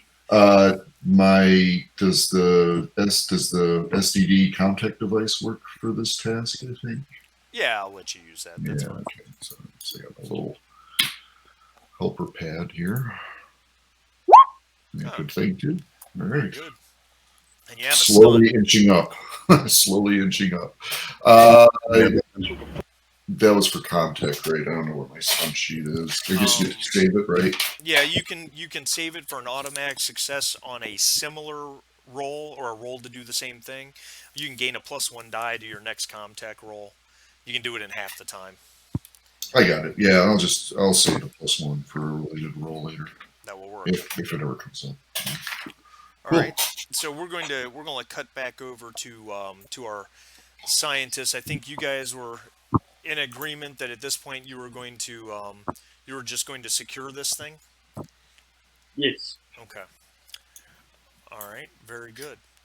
All right, and that is fine. I've got Rudy on the map twice. Take Rudy off. As far as noting that so we don't forget it, should I put it on Apollo sheet or? Yeah, that would be fine. All right. I don't know where, but I'll find the spot. Cool. All right. What's next, everybody? Well, yeah, Jake, do you have any other ideas for taking a look at this thing, or? No, I think you're Our best bet's probably to put it in cryo then, right? yes. Yeah, I guess that's what we would said about put it into cryo and then put us into cryo. Okay. Anybody else have anything else they want to do before the crew turns in? Jake is staying up for a few days to heal, correct? Right. All right. Very good. Very good. All right, I'll keep him company, so in case something happens, he has somebody there to help him. But otherwise, I'll go to cryo when it's time. All right. All right. We'll just move everybody over to cryo. Same here.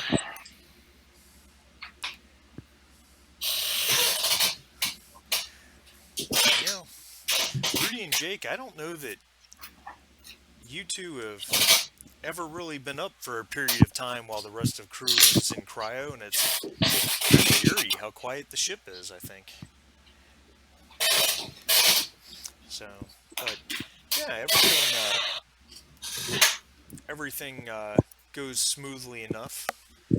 Nothing really happens, and you guys turn in.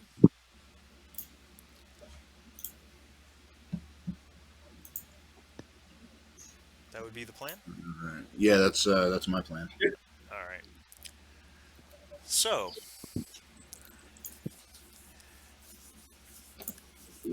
Jake, what kind of dreams are you having? I'm having dreams of a nice retirement in a big country farm with a. Well, it started out as dogs running around, and then they turned into like little baby aliens that started chasing us around and eating all my chickens. That's very appropriate. I like that. Fun and light turned a little dark on you. What about you, Rudy? Are you dreaming about anything? Yeah, sure. She's dreaming about ones and zeros, man. Electric sheep? Yeah, 11101000011. You know, the good stuff. Yeah. Isn't that what you guys dream about?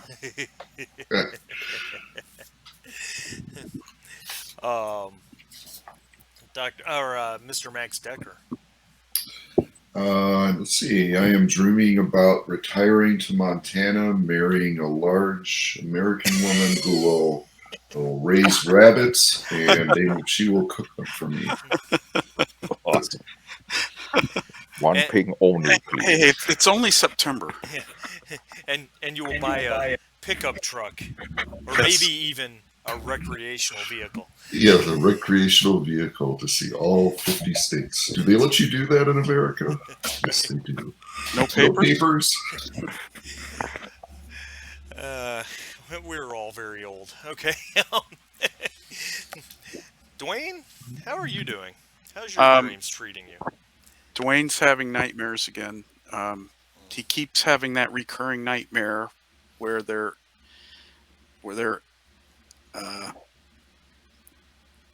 in that giant bay with the woman that's encased in the black stuff asking for help, and he leaves and goes through a hatch, and he's back in the bay with the woman asking for help.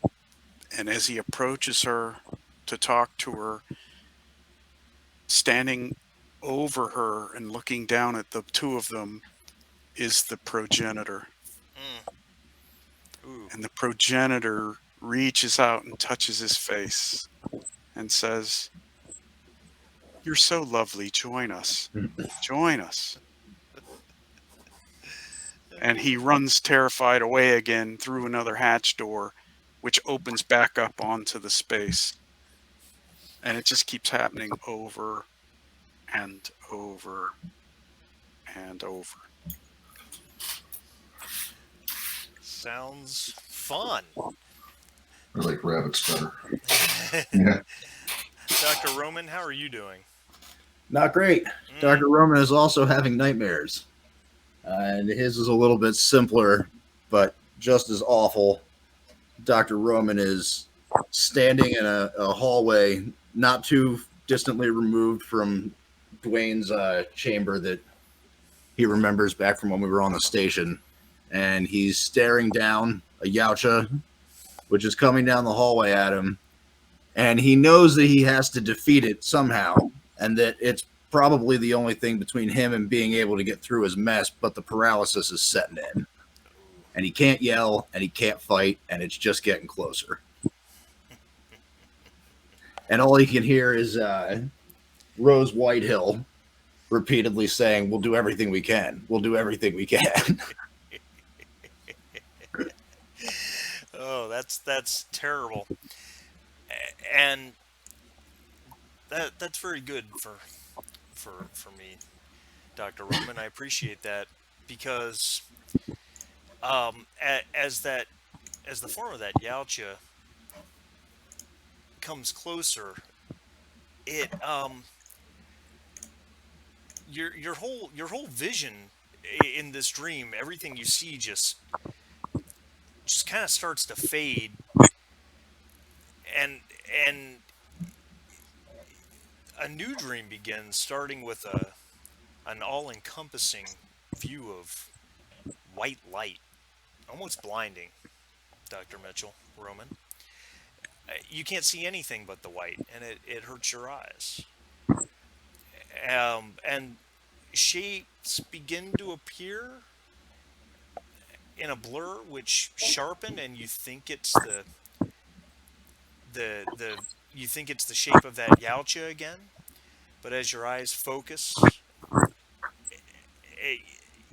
it continues to form into something different, and you make out a face with flawless pale skin, piercing blue eyes, a prominent chin, and a bold forehead, above which is blonde hair.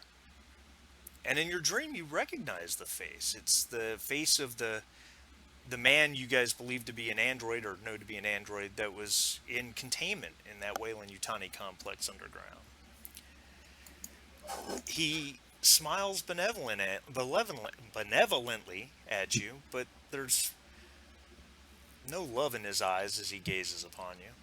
And you begin to wonder if you're still in fact dreaming when you feel a prick in your arm. And his face again fades away into the blur, into a big white blur, and then into blackness. You all wake up with a start, trying to wipe cryo sleep from your eyes, as an alarm goes off from the nearby terminal there in cryo. A quick glance tells you all is not as it should be. Dr. Mitchell Roman, his cryo tube is open, but he's not there.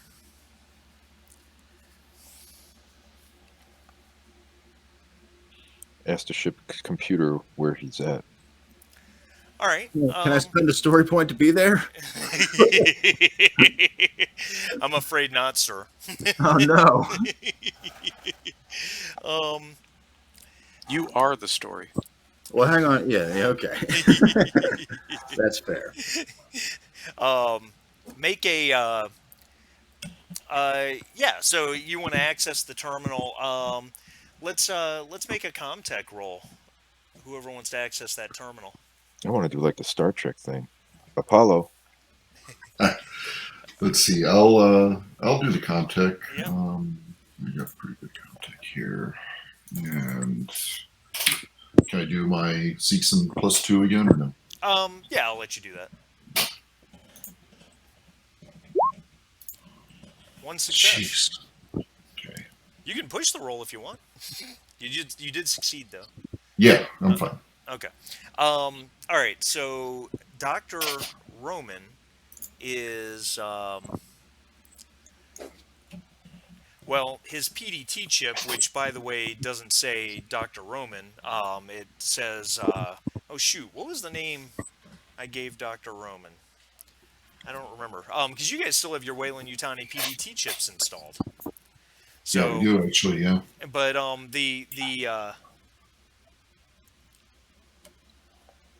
hey, good for you, Andy. Thank you. Happy for you, bud. Um, so anyway, the PDT chip that has his Wayland-Yutani ID is pinging from medical. Also, more importantly, there is the reason Apollo woke you up has nothing to do with the fact that Dr. Mitchell's not there. Apollo woke you up because the ship has dropped out of FTL. There is another ship on approach to you, and it's actually pinging your vessel's you're pinging your vessel's transponder as well as pinging your comms. So really quickly, Say that last part again. We don't know who's pinging us. no, there's a vessel on approach. It's pinging your transponder and your comms. Got it. How far are we from Grendel at the moment? You looks like you guys have been in cryo for 2 days, and that's it. Our transponder still identifies us as Yep. STSV Wayland, Meredith. right? Yep. Yeah. Okay. Which is UA, right? Or no? No, That's it's a Wayland? 3WE commercial 3W. starship. Oh, that's right. 3WE.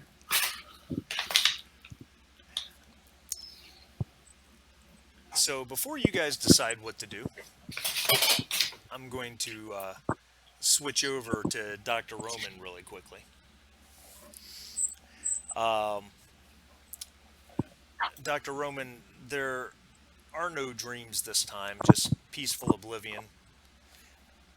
For all you know, you could be dead, because you truly have no sense of anything. But sensations begin to arrive. The touch of smooth, cool metal under your fingertips and maybe on the exposed skin of your arms, legs. The blinding white light returns as you start to force your eyelids open, though they barely respond. And a voice, calm, cool, British, says, "Oh good, you're awake." There's an itch on the tip of your nose, and you kind of lift to your arm to scratch or rub it away, but your hand, it's unmoving. More than that, it's caught. It's held down by something. Straps, maybe, polymer. They're around your wrists, your ankles, they're across your thighs and midsection. There's even one across your neck, just enough to keep you still, lest you choke yourself. Your eyelids respond more fully, staying open longer and longer every time you force them open, and you certainly recognize the effects of sedation at this point. You're in medbay, strapped down to an emergency table, and the man with blonde hair is to your right. He's working at the lab counter with his back to you.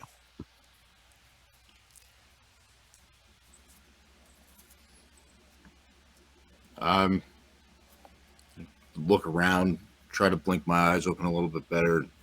Where am I? Your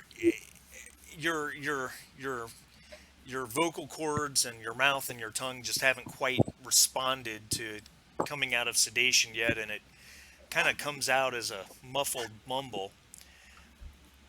And soothingly, he says, without turning to face you, "No, please don't speak. Be calm. Don't move." He turns, and he looks down on you almost kindly. And your eyes dart to a syringe in his hand, a syringe that has kind of a black swirling liquid in it. Oh, no. He says, "I made this special for you. This is what you need, what will resolve all your concerns. Don't struggle, please. It may hurt at first, but let it work. You will become perfect." He moves closer to stand just beside the table, and the cool blue of his eyes betrays something you can't quite put your finger on. He removes the plastic tip off the needle, tapping the barrel lightly with a fingernail. He says softly, "Look on my works, ye mighty, and despair." Hey, try to struggle and get out of there. All right, make a close combat roll at a -4. Don't you be quoting Ozymandias at Andy. The hell? Not right. Would you like to push the roll? Well, yeah, I don't think I really have much else left. Yes, he is there in cryo with you because you guys actually have 8 cryo tubes, so he is there.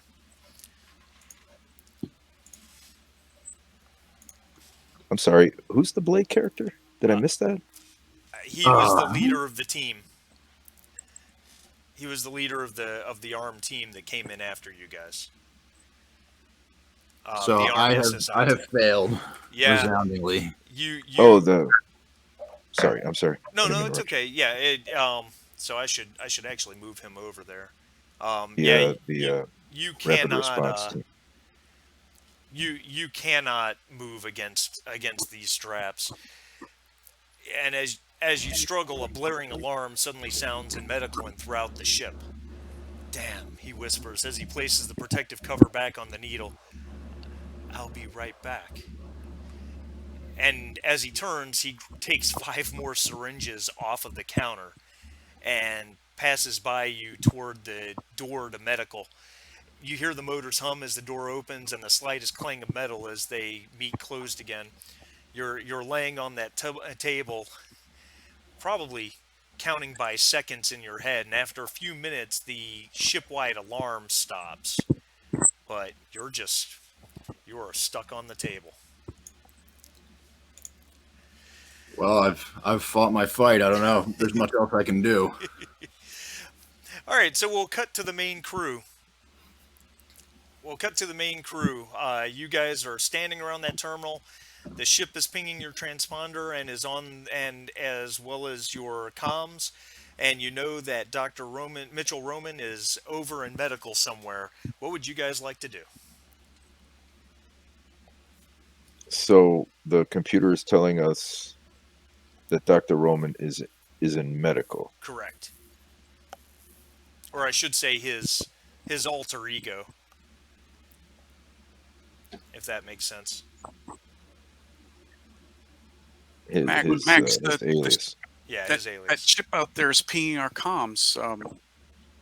Can you access what they're at? What they're? Well, yeah, I'm gonna head up. I'll head up to. Well, can you do to it the from this? bridge. Can you do it from this terminal? Can you do comms from right here, or do you have to go up to the I would say it's a bridge function. bridge function? Yeah, I'll just go to the bridge. All right. Oh, there he is. I think Blake Jones comes with you. What does everybody else want to do? May I make a suggestion? I'll suggest that I accompany Max to go talk to the ship while Dwayne and Jake go check on Mitchell with Vickers, if Vickers is in the room with us. Yeah, Vickers is right there. So It's awfully strange that Mitchell's missing from his cryopod while this is going on. So let's make sure he's okay, and we'll go see what's up with the ship. yeah, I don't think Vickers has any issue with that. So he would certainly head that way. Blake Jones will head up to the bridge. So Rui's heading to the bridge. Vickers is going to start off towards medical. Jake and Dwayne going with him. Yep. Yeah. All right. So Of course, we're naked. yeah, We're that's practically right. naked. And keeping in mind, any gear that's on your character sheet, you don't actually have unless you make a point of picking it up, because you don't take your gear with you into cryo. But anyway, as the door opens, one of the shall we say, this door right here opens up, and you actually can see that door. The blonde man escaped through the door behind you. And you don't know how long it's been. It's got to have been at least 10 minutes at this point since he left. He stuck me first, or he didn't? What's that? He stuck me first, or he didn't? Oh, no, he didn't stick you. Okay. He put the cap back on the syringe and left. Right, okay. And that was a good 10 minutes ago, and you haven't seen him. But this door opens up, and Jake, Dwayne, and Vickers come through that door. and they see, and you guys see him strapped down to the table. I'm gonna start. Can I talk yet? Yeah, it's you're getting all your motor control back and everything. This wasn't from your condition; it was definitely from some sort of sedation. We're gonna start unstrapping him. There's, Alright. we have an intruder. It was the android, right? Yeah, From the station. yep, it was. Do we have a name for him? I forget. You don't know his name, no, Okay, but we know who he is. but you know who he is. Yeah, I'm gonna tell them that he did he take it with him, or is the syringe still around? No, he took it with him. He tried to stick me with some kind of concoction. I have no idea what it was. Some kind of black fluid. He ran out that door. All right, I'm trying. What are you talking about?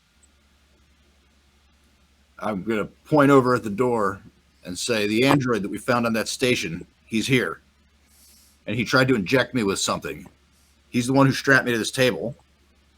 So somehow he hid out on our ship. He's here now. He just escaped out the other door over there, and I'll point. All right, I'm gonna take off towards that Can door. we- It heads to the crew's quarters, right? Correct. Well, and that's where my stuff is. So I'm gonna head that way. All right, Jake.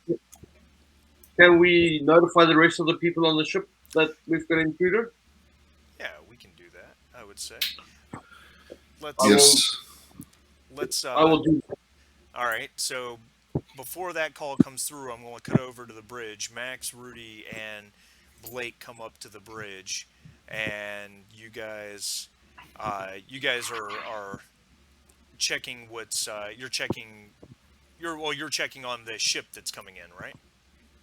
Yeah, that's correct. All right.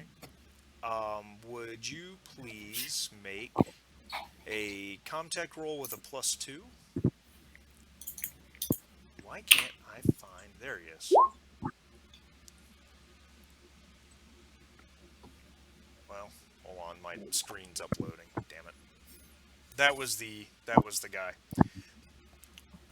All right, so you yes, you have a success. The ship that's coming at you is a Conestoga class frigate designated USS Mahan. So it is definitely a UA ship. And she's pinging your comm systems. And Yeah. go ahead. No, I was just to orient myself to the politics. We are UAE. Well, you guys are. Well, I I mean, marked as UAE, right? yeah, you're currently marked as STSV Meredith, which is a 3WE starship in the employ of Wayland Yutani. That's right. Okay, so yeah, so it's STS Meredith. But and we're, I mean, they're not We're allies, but not- they're not in conflict, right? With No. right. Okay. And we're not in UA space. No, you are. In fact, if I cut you guys over to the star map.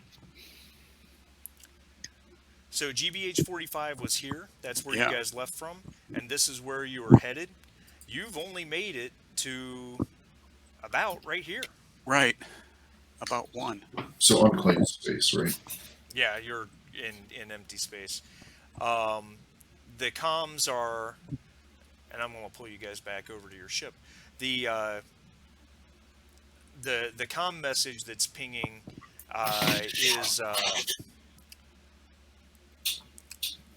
is a man's voice.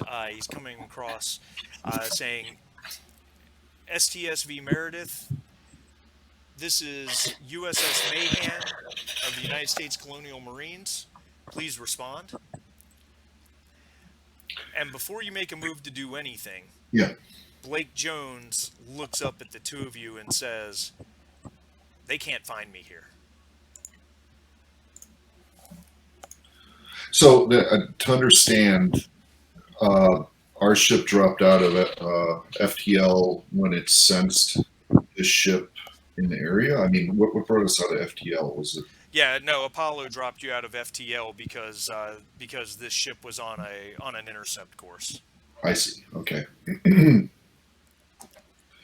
I'll respond. Well, oh shit. Let's see. What should we? Let me think. Well, I'll leave that to Rudy. What to do with our passenger? I'll respond. This is STS Meredith. Please state your intentions. We are on course for GBH 45. We understand that there's been an incident there. We are responding to that incident. You are in close proximity. Please heave to.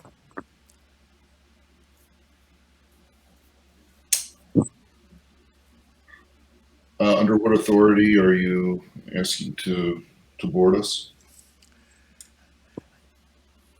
You're a 3WE vessel in the employ of Wayland Yutani, and it would appear that you are on a course having left GBH 45, which is currently under some sort of attack. We insist that you heave to for debriefing. So Max is going to look into his file folder in his head about the Interstate Commerce or Interstellar Commerce Commission rules, and is something like this allowed? I might be able to help him, give him a +1 or something using officer experience in this matter as well. Yeah, I would think that this is one of those definite gray areas because you guys are in nobody's space.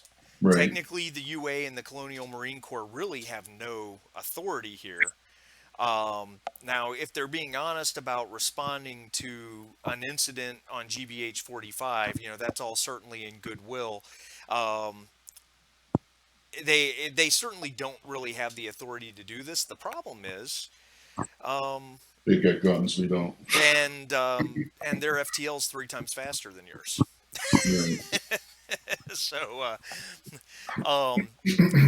So as you guys are mulling that over, Blake Jones is starting to, shall we say, pace your cramped bridge back and forth a little bit. And then you get the call from medical. Who made that call? Was it you, Jake? Yep. Yeah. So Jake's voice comes through telling you that you have an intruder on board. And Dwayne, you've gone that way.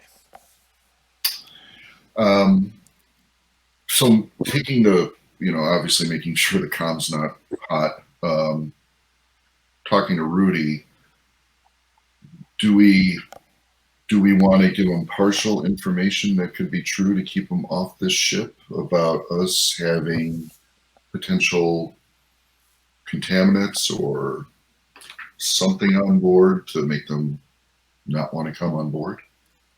Wouldn't be lying. Yeah, True. I think that's a really good idea.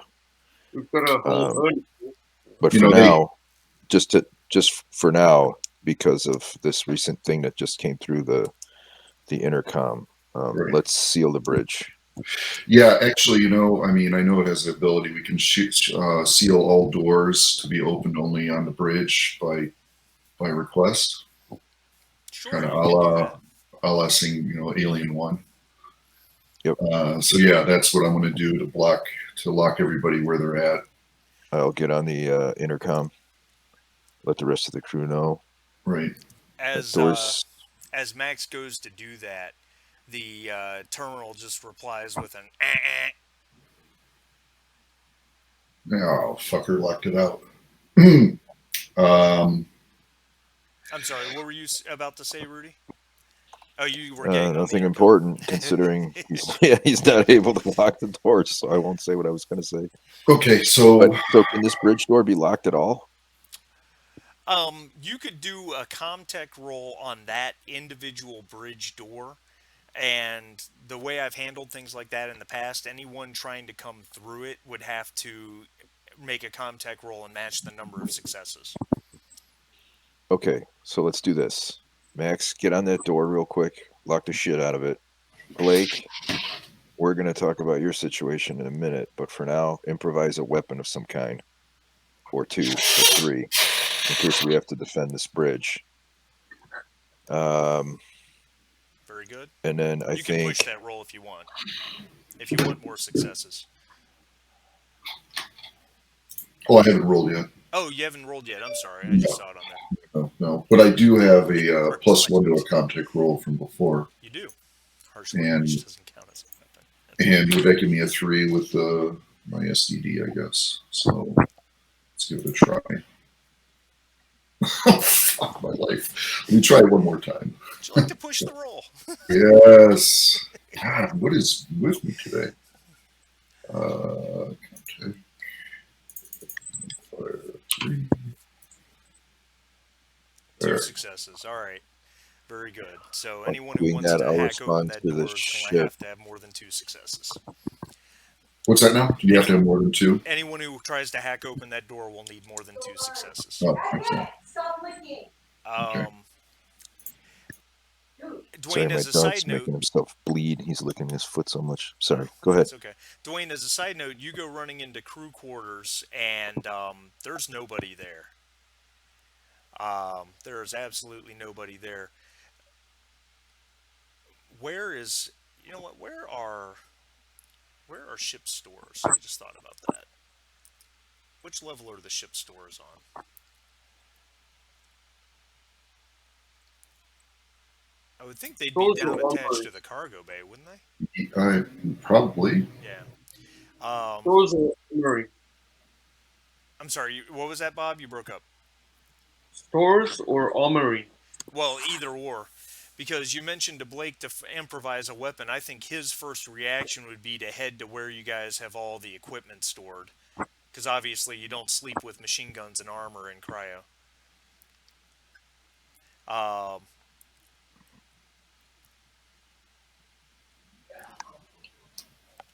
So, well, that's fine. We'll just say it this way.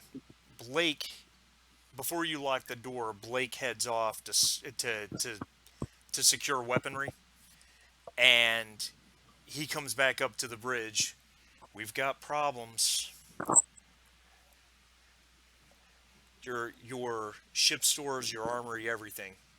All the weapons are gone. Yeah. Fuck's sake. And in fact, Rudy, your personal gear, I believe you had a revolver in your personal gear. If you look for it, there will be no sign of it. Same thing for you, Decker. Your pistol's gone. You guys have no weaponry. Well, in speaking with Blake, my initial request was for him to improvise something from the bridge so we could defend it from the inside without him leaving. Oh, well, But that's fine. Well, I mean, that's fine. Whatever. All right, so Hey guys, seeing as it's 11, is it okay to take a 5-minute break? You know real what? quick? I think that's a good call. Absolutely. Wayne. Or Blake, I'm sorry. I'll get to Dwayne in a second, but...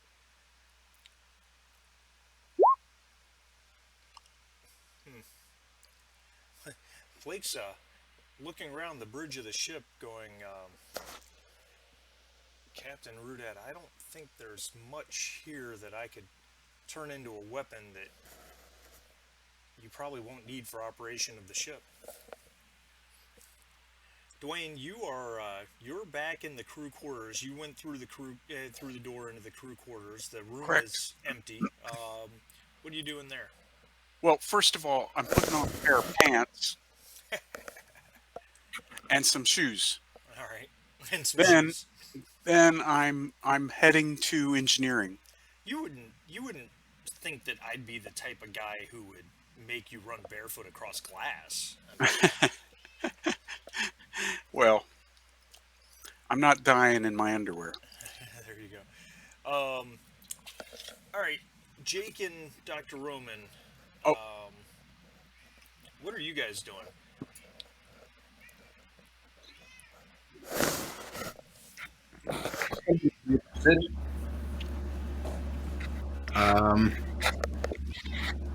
Suppose recovering from my, groggy state of confusion. Yeah, you're shaking that off pretty quickly, I think, at this point. We probably want to go. Who knows where he went, but chasing after the android. Jake will, being in his boxes, he will grab a robe So he's in his slippers, robe, and boxers. And we should probably go to engineering or somewhere to at least try and get some weapons. There's no way we can defeat a android without something. And I guess then head off to ship stores, find the weaponry gone, and then you'll look for something like a bolt gun or a makeshift weapon, try and fight off the android. Yeah, I would think in engineering you could probably find there's Dwayne, My intent was to go to engineering to see if the android went there, but to find a weapon, specifically go through the maintenance lockers and get a bolt gun. yeah, your bolt gun is gone. But is there a maintenance jack? There is a maintenance jack. Grab up the maintenance jacks. All right. Maintenance jack. Yeah, I'm being a really bad person, and I'm removing your bolt gun, your cutting torch. I'm removing quite a bit off your character sheet. Sorry. Where your bolt gun was are the extra bolts for it, but the bolt gun itself is gone. So, yeah, I would say that Jake, you would probably come running into engineering shortly after Dwayne. Yep. Yeah, and I think Vickers is sticking with Roman. Roman, where are you going off to? I suppose probably out the door that the droid went through. All right, so that'd be this way, which would have you, it would have you come out into the cruise quarters. How did I rotate? What did I do? I don't know. That's Vickers. weird. It's Is that what happens when your character gets intoxicated? His portrait turns 45 degrees.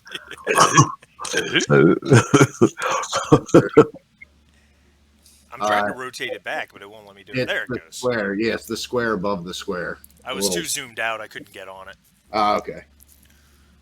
Yeah. Vickers stops and grabs his surgical kit and pulls a scalpel out from there as he follows you. Closest thing he has to a weapon, I think. All right, so what's going on up on the bridge? Well, is there like a fire extinguisher up here? I'm sure there probably is, yeah. Like, grab that, you knucklehead. He, all right, so, yeah, pulls it off the wall. He goes, well, I suppose it's better than nothing. And then get on the comms, I guess. All right. Yeah, I was gonna say for Rudy, I'm guessing manipulation can work over radio. I'm gonna try it. Yeah, so I mean, what I was thinking is the old episode 4 reactor needs to be locked down. We've got a leak here. None of that is really misleading. Or do we? I mean, I don't know. I mean, they're going to want to come on here when we say we have an emergency. They're going to want to come on no matter what. Yeah, keeping that in mind, if you were to say you had some sort of emergency on ship, that would pretty much give them Right. Carte blanche. Yeah. But we do have even if it's a quarantine situation. Yeah, probably at that point, because ICC regulations require ships to provide aid to any ship that's in any sort of trouble. So, yeah, but is it required to be able to accept aid if you have an emergency? That's the. Well, that's an interesting question. If and that's probably a spaceship ethics discussion in the making. Yeah. Unfortunately, Yeah, I don't we don't have know time. that it helps you that much at this moment. No. So they want to board us in order to debrief us. Yeah. A woman's voice comes through the comms, and says, STSV Meredith, this is Lieutenant Jillian Marrow, commander of 116th Platoon, 31st MAU, USCMC, excuse me. Please heave to and prepare for docking. Yeah, see there. Okay, so speaking of Rudy, So I'm just trying to. well, we have two problems here. One, they're good. They want to come and talk to us because we left the planet where all the shit went down. Two, we've got a fake fake. I guess it's not called an IFF.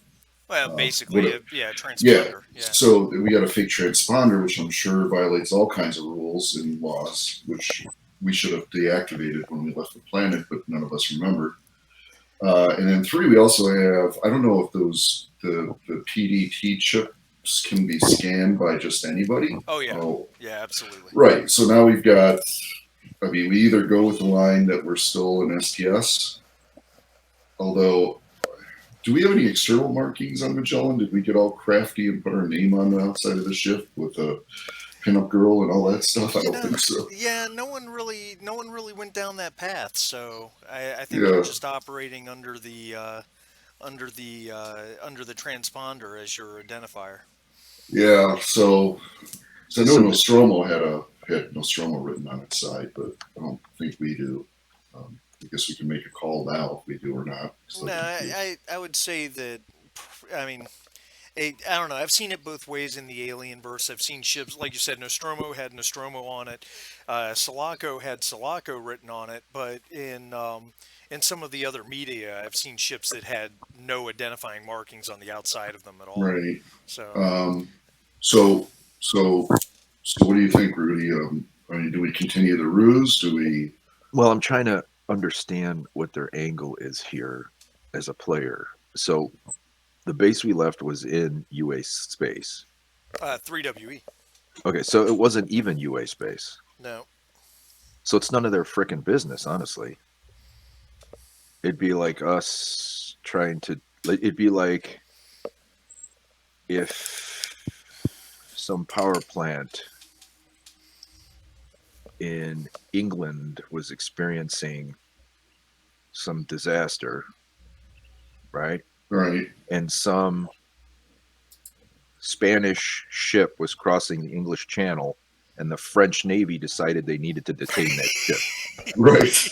And actually, it's even worse than that because the French Navy would have some claim to the English Channel. So it's like if they detained a ship in the North Atlantic and said, "We need to debrief you on this disaster."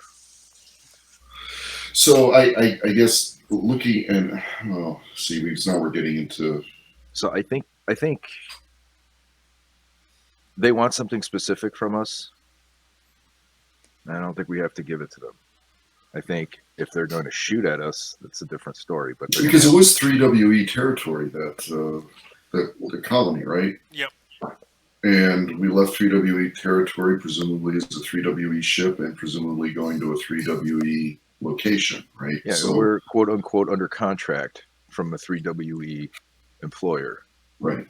So there's nothing about this that falls under their jurisdiction as far as a player, as I can understand. I don't know if Rudy's experience as a officer would have anything to shed than you'd like to shed on this, but no, you're pretty much noodling through it perfectly. So I would tell them to go blow it out their ass, and if they're going to shoot at us, then shoot at us. Right. Well, we don't want. No. I mean, they won't. They won't shoot at us to destroy us. I'm saying if they're going to try to disable us or give us a warning shot, then I don't know. But I think they want something specific, so I don't think they're going to do that. I mean, we could play it. Just do it. We could play it safe and just basically say negative. We were in transit for. I don't know. I mean, we were in transit to. I think I should just call their bluff. And just say no. Well, she's an officer. She knows it's not maritime. I don't know what the damn word would be. Yeah, but she knows ICC maritime law. Yeah. And under ICC regulations,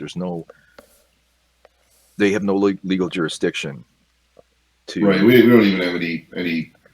We don't have any requirement to really respond to them either. Yeah. But we have no requirement. We're not requesting their aid, and unless this is we're being requested by force, we're not. yeah, I gonna mean, you think about it. If there was a Portuguese ship heading from the Mediterranean to the U.S. and the British decided to stop it in the middle of the ocean and say, "Hey, you're coming from a place that just got attacked. We want to debrief you." I mean, Portuguese ship would say "F you" and just go.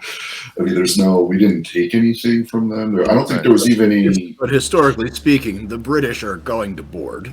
Well, that's true. Yeah, the UA. Hey, democracy bought you with the barrel of a gun. That's Right. right. I think there's an answer to an unspoken question here. Their response will answer the question, right? Yeah. So if But they're there weren't any trying, UA ships in orbit when everything went down. We're not, no. Okay. if they're So they weren't even there. So how did they even find out about this? yeah, So it seems like there's something else going on, and they want something specific. And if they want something specific, I don't think they would risk destroying us over it, because That's a good they might point. disable us, but they won't destroy us. And Well, if they yeah. don't want something specific, if they really are just trying to, be policemen or whatever, I still don't see them blowing us up over it. They have no reason to do that. Right. I see them trying to, I don't know, disable us again for that purpose, but not for the purpose of. All right, so what's the play? We're trying to figure it out. I guess Rudy will do her magic and try to manipulate into letting us pass without too much of a hassle. I mean, I don't know what. All right. Yeah, I think Rudy will probably the best thing to do is to call their bluff, I think, and to attempt to manipulate them using captain speak about ICC laws and regulations and how they don't have jurisdiction and there's no probable cause to detain us, and we are not under. We're registered to 3WE Corporation, and we don't fall under any UA providence legally. And so unless this is a forceful detention, which would be illegal, we don't intend to heave to. All right. And okay, so we're in the middle of, I think, dead space, and there's no network. And if we tried to send a signal to Miss whatever her name is, Rose Whitehill, yeah, you're out of network connectivity. yeah, so we couldn't even communicate with anybody, right? All right, make your manipulation roll, Okay. Rudy. All righty. Let's see Here if goes that nothing. extra point amounts to anything. Yeah, 2 successes. Now, is that something I can push? Yeah, you can push it if you want additional successes. Just put a I will -2 push it. mod in to account for the 2 successes you have, because you Okay. don't re-roll those dice, and then Okay. hit it. Add a point of stress and.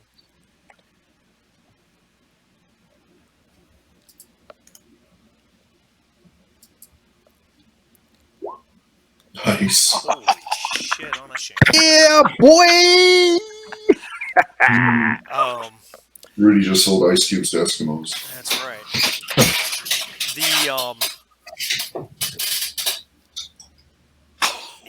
The comms line is silent for a moment, and then the woman's voice, Lieutenant Marrow, comes back and says, "Understood, STSV Meredith. We have no intention of starting an incident. Could you simply tell us, did you come from GBH 45, and what's the situation there, if you know?"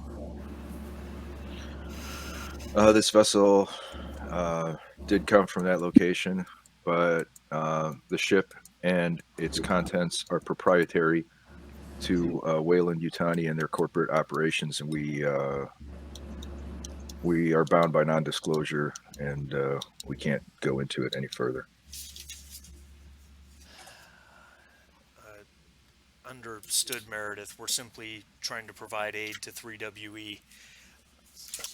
We recommend that you make contact with 3WE government or Weyland-Yutani directly.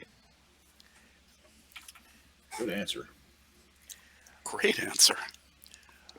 Understood, Meredith.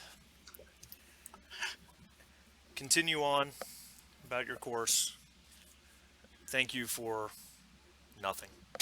I don't think she's got anything else to say. The ice. Yeah, well, thank you for coming Feel it. along and being big. Yeah. It's colder than space. Yeah. Right. 27 successes on your manipulation rolls. You just shut her down completely. It's Oh, just like, well, that's- shit. That's Let's get awesome. the fuck out of here. Yeah, that's right. But now we have another problem. We are requesting your assistance. We've got a renegade android on board. All right. So, well, that conversation. way, yes. I think that is the most amazing pair of rolls I've ever seen. It's Holy outrageous. mackerel. Got lucky on that one. Wow. All right. So while that's going on, Vickers and Mitchell, you had exited into that hallway, and of course he's not there. You know the door in front of you goes into crew quarters, which you know assume that Jake and Dwayne have already passed through there. What would you like to do, Mitchell? I'm presuming that we don't actually hear any of the conversation from the bridge, right? No, you don't know any about all that. Yep. Okay. I am gonna, I guess, continue into the crew quarters here. Okay.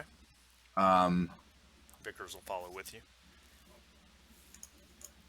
I mean, I'm looking for the android. Yeah. So now I have 3 possible directions, and I don't know where he went. Is there any way we can maybe roll observation to see if we hear footsteps? Yeah, I know we I'll- ran him up this way. I'll let you make an observation roll. Sure. All right, let's see. Can Vickers help me? Sure. Oops. Do I have a stress at all? Actually, you should have a stress from all that in medical. I had 1 from before. We'll call it 2. I think that's fair. Yeah, it's fine. All right. 3 successes. So as you look around, you're becoming somewhat aggravated at the lack of anything to indicate what direction he might have gone, and then just for whatever reason you look straight up and you realize that the main air vent leading into the crew quarters is the grating is slightly askew, and you have 2 you do have 2 stunts, which I don't know how much that helps you right now, but you can look at those to see if there's something you want to try to ask there. I am trying. Here we go. Let me take a look. What's up? Stunts. All right. So it's, you say he's climbed up into the air vents? Well, that's what you would assume, yeah. Yeah. The evidence points to somebody's up there. Yeah. All right. So again, the questions here are a little bit limited. I guess I could ask, is it coming for me?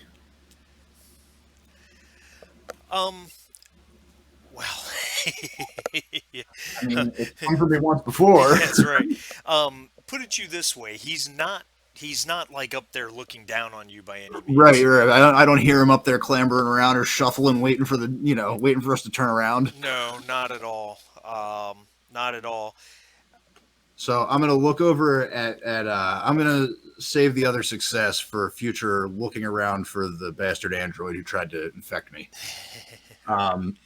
And I am going to look over at Vickers, and without saying anything, I'm going to point up at the ceiling so he sees.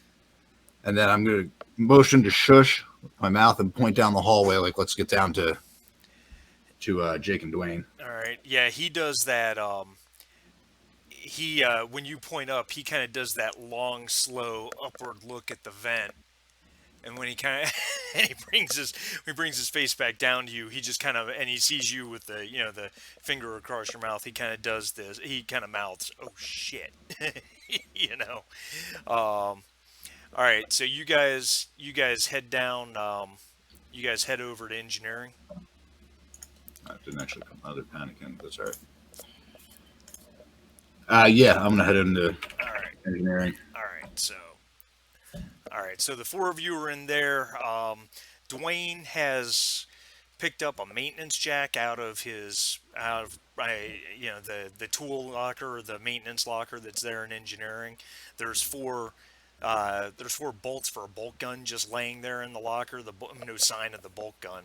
Um, Jake, you've been down there with Dwayne. What have you been doing?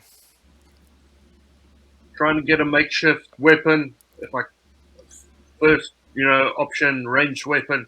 Otherwise, something like a spear or something like that. Yeah, there's Oh, make an observation roll. Go ahead and do that. See what you can see.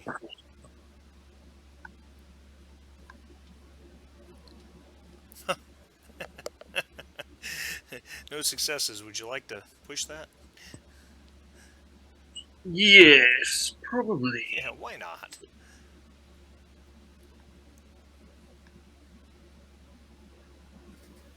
One success. There is definitely nothing here that works as a ranged weapon. Um, you could probably with a little bit of help from Dwayne, you could probably make an improvised club out of redundant piping or something along those lines. One of your team's high beam flashlights is in the locker. I mean, you could certainly clock somebody with that if you needed to. Um, you know, Beyond that, there's probably enough components here in engineering that you guys, with enough time to work, could probably cobble together something else. In terms of a makeshift ranged weapon, but nothing that's immediately available is the best way to put it. Gotcha. I will just so Dwayne, we probably.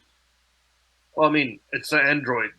We need to get something cobbled together, either lane units or range weapons. But I don't want to go up against him with a flashlight.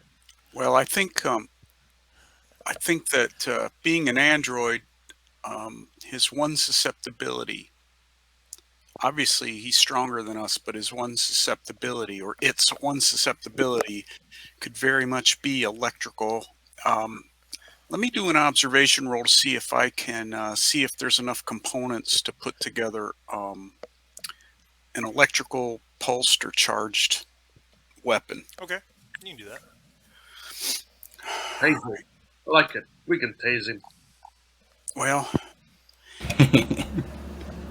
it would at least wreak some havoc on his electronics. Let me see. Observation. Here we go. Would you like to push? You betcha.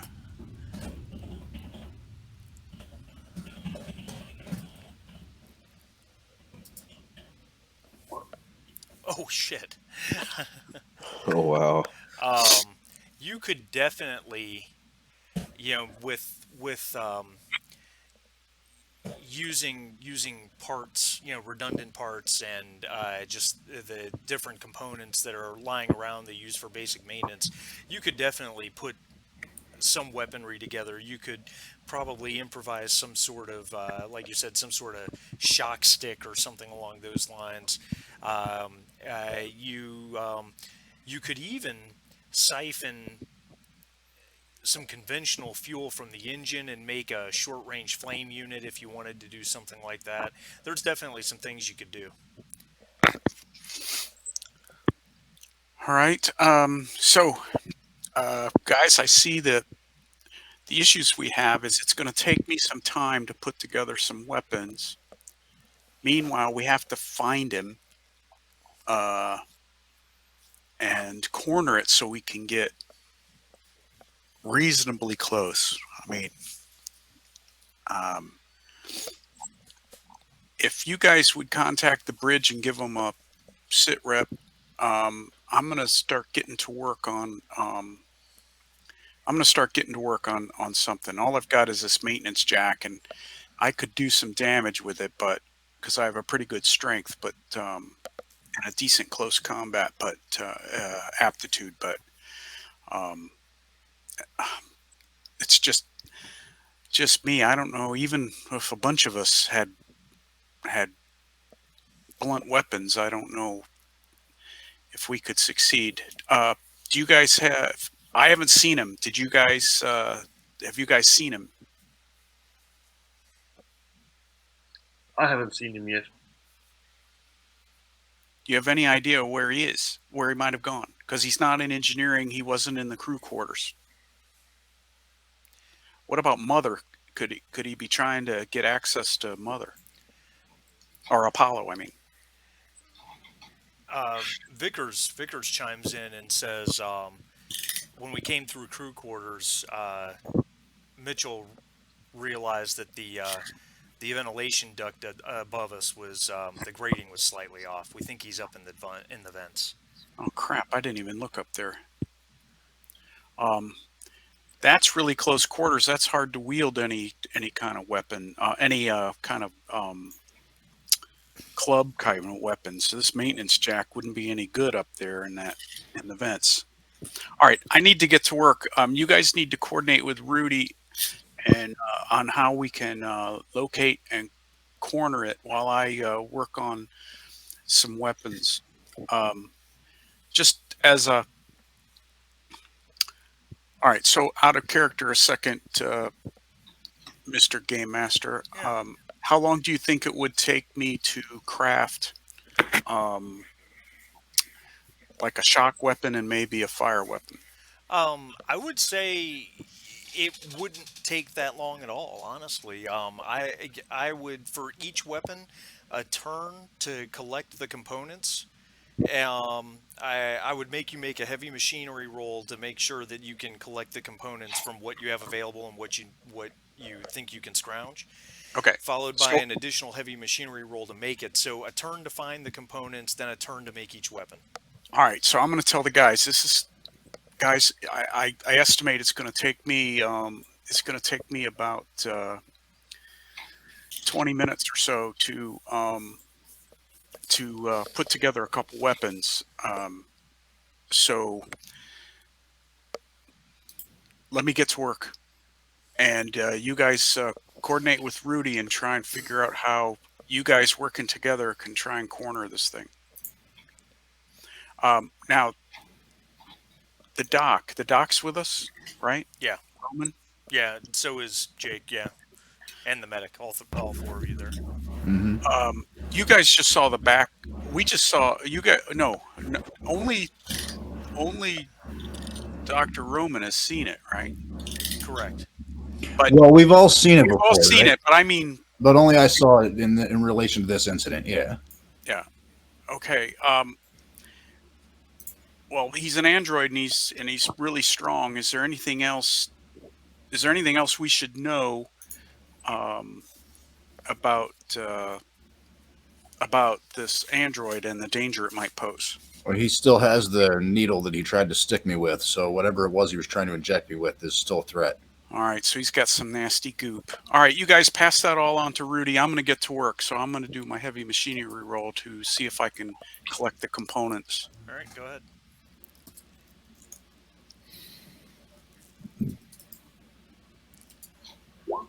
Two successes. What do you want to do with your stun?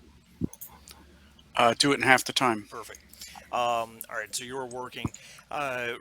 Rudy and Max, you guys watch as this giant Conestoga class ship passes by you guys and thrusts away. Blake, he kind of sighs and says, "Well, that's one less problem."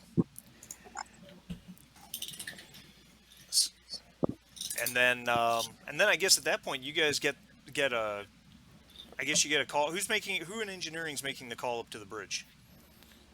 Is that Comtech? I could probably do that. It's just an intercom. You can make the roll. Oh, okay. I can still do it. Yeah. All right. So So yeah. You guys are talking, I guess. Yeah, I'm gonna hit the hit the intercom and say, "It's Dr. Roman in engineering. Is anybody on the bridge, Go ahead, Doc. or who's We're on the here. bridge?" We're here. Max and I and Blake are here. Listen. We have a stowaway, an intruder down here, who attempted to attack me and inject me with something. It looks like it's the android that we picked up at the station a while back, and he's crawling around in the air vents. So we have a major problem down here. Great, and the doors are all they're not being able to be locked, right?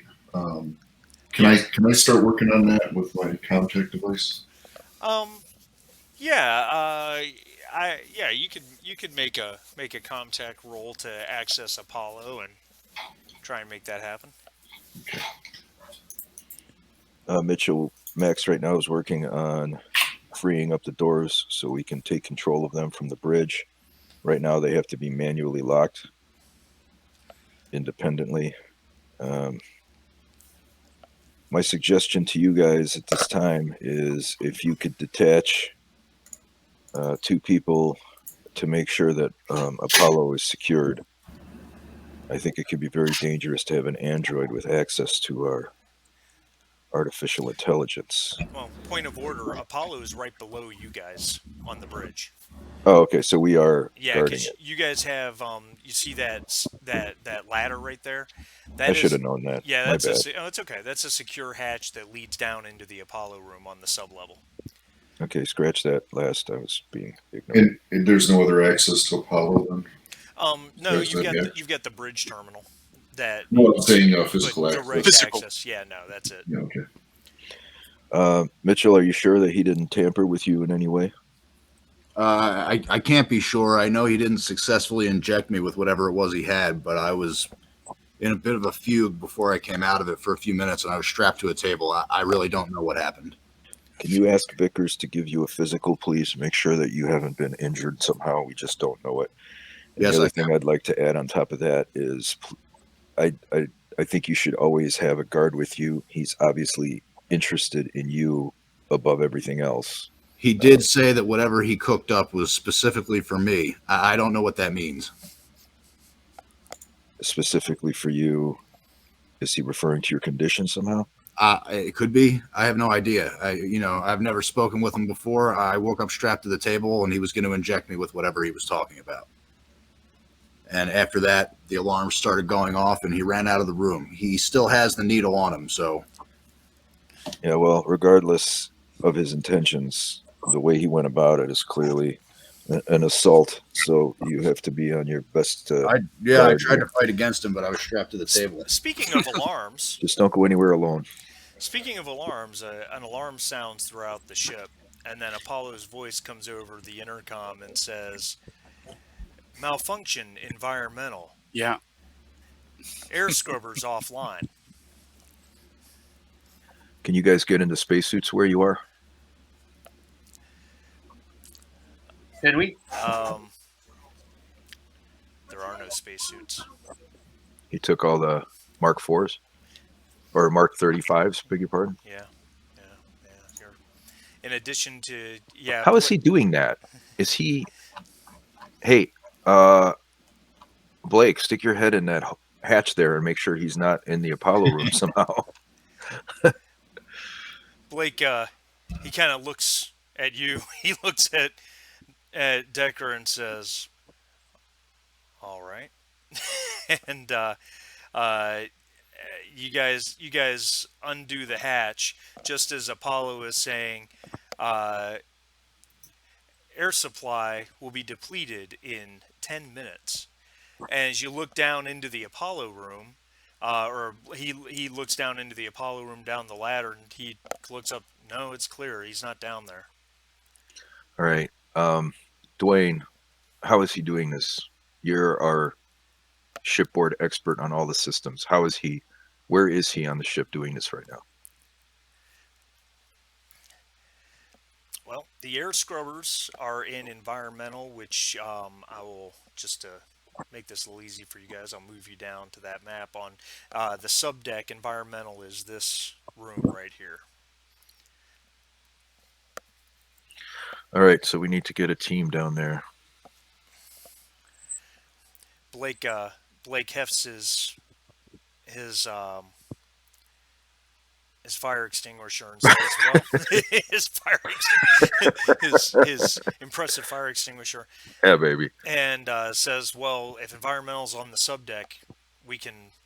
I'm not familiar with your ship. If someone can lead me, we can go." All right, I guess I can go with you, although I think the bridge is really what needs to be defended the most, though. I mean, if he's cut off the air, I guess the priority now is to get it back on. But this could be a ruse to get us to divert manpower to go to environmental while he does something. And I'm worried he's going to take over the bridge. So Yeah, I feel like the best bet is to get the team that's working on weapons right now to go down there. Yeah, I'll have to drop what I'm doing because I'm your main guy, so I'll have to go down there. The way he could make stuff disappear, he could have collected up everything he wanted, gone, put it in the airlock, and just blown it into space. Our stuff could be floating around behind us several light minutes away. So, but the environmental, he would have had to screw that up from environmental. So, all right, let me get on my horse and head down. I'm going to take my maintenance jack with me, and who's gonna come with me? Because I think if the android wants to make a stand, it's going to take a couple of us. I think you should all go, honestly, Okay. because he may or may not be stronger than you, but he can, no matter what, he can take massive punishment. All right. So, And then we also, so let's make it happen, Captain. And if I can get, I'll see if I can get the environmental going, and then when we get a chance, we should also check the lifeboat, because the lifeboat could be our last, or could be a way we could survive this. If I can't repair the environmental and there's no suits, we could get in the lifeboat, unless somehow. and cryopods as well. I was already thinking Yeah, that cryopods. It's like, there's that too, but until we handle the android, the lifeboat, we could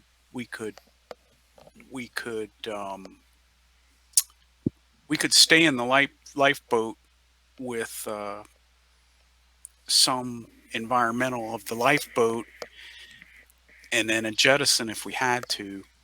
The cryopods puts us at the mercy of them. So the cryopod option is one where we necessarily have to subdue the android first. And so let me get on to environmental. We've only got one turn. Yep. All right. All right. So I'm going to hustle my butt to environmental. I'm assuming that closest way is via this via that ladder right there. Hold on, let me put you back over there. There you go. Is via that ladder. Yeah. Which is obviously right in the hallway outside engineering. So you're heading down there. Is everybody following with you? Yeah, Jake will grab something that looks vaguely like a spear, and then he'll follow you. All right, improvised weapon, as it were. anything you can use as a club. Basically, that's all we've got right now are clubs. Yeah, I guess we'll have to survive first before we do any kind of medical exam. So yeah, is there anything else around I can maybe grab as a weapon? There was that high beam flashlight. I mean, Exciting. that's pretty solid. May as well have it. All right. So the ladder goes down into the cargo bay? The ladder goes down into the cargo bay. So we're going to pop you guys out down there.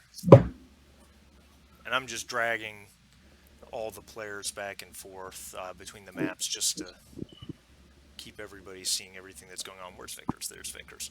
So, yeah, so the ladder pops you guys out down there.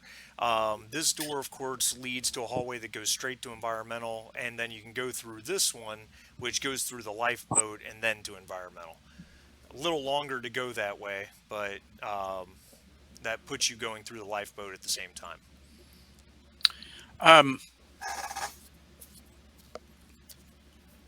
Is there anything we can grab from the lifeboat that will help us? Well, we'd have to go in and look. I don't know. Yeah, but what you would know about? There's, Any- I mean, the lifeboat's just basically equipped with emergency rations, All right, and here's it's got cryopods in it. But other than that, it's all right. So here's what I suggest. I suggest we all go to environmental. If it's there, then there will be 4-on-1. If it's not there, I have to get work on fixing the environmental. Then you guys can inspect the lifeboat, see if it's working. Sound like a Right. plan? Yep, let's do it. all right. All right. All right. So everyone's heading to environmental first, correct? Correct. All right. So as you come in, all right, make an observation roll.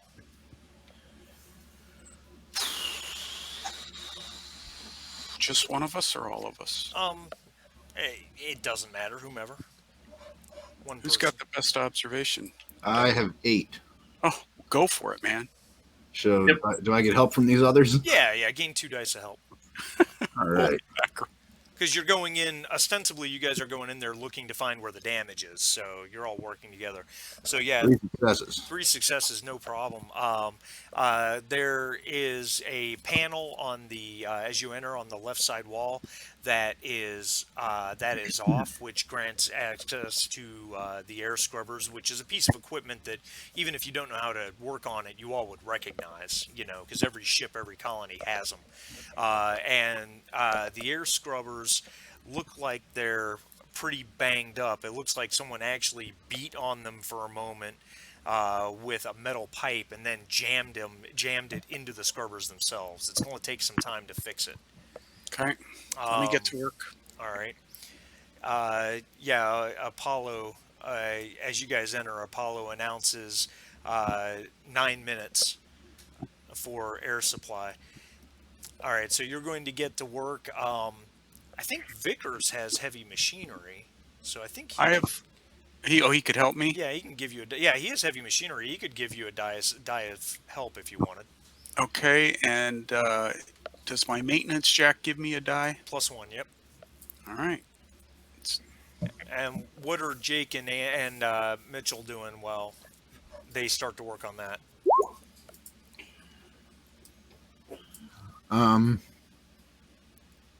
Let's see. Roll your panic, Dwayne. Oh, yeah. Nerves of steel. Yeah. Nice. Okay, so I'll use my stunt to do it in half the time. Okay. All right, very good. Obviously. Yeah, 10 minutes when your countdown's at 9 is a problem.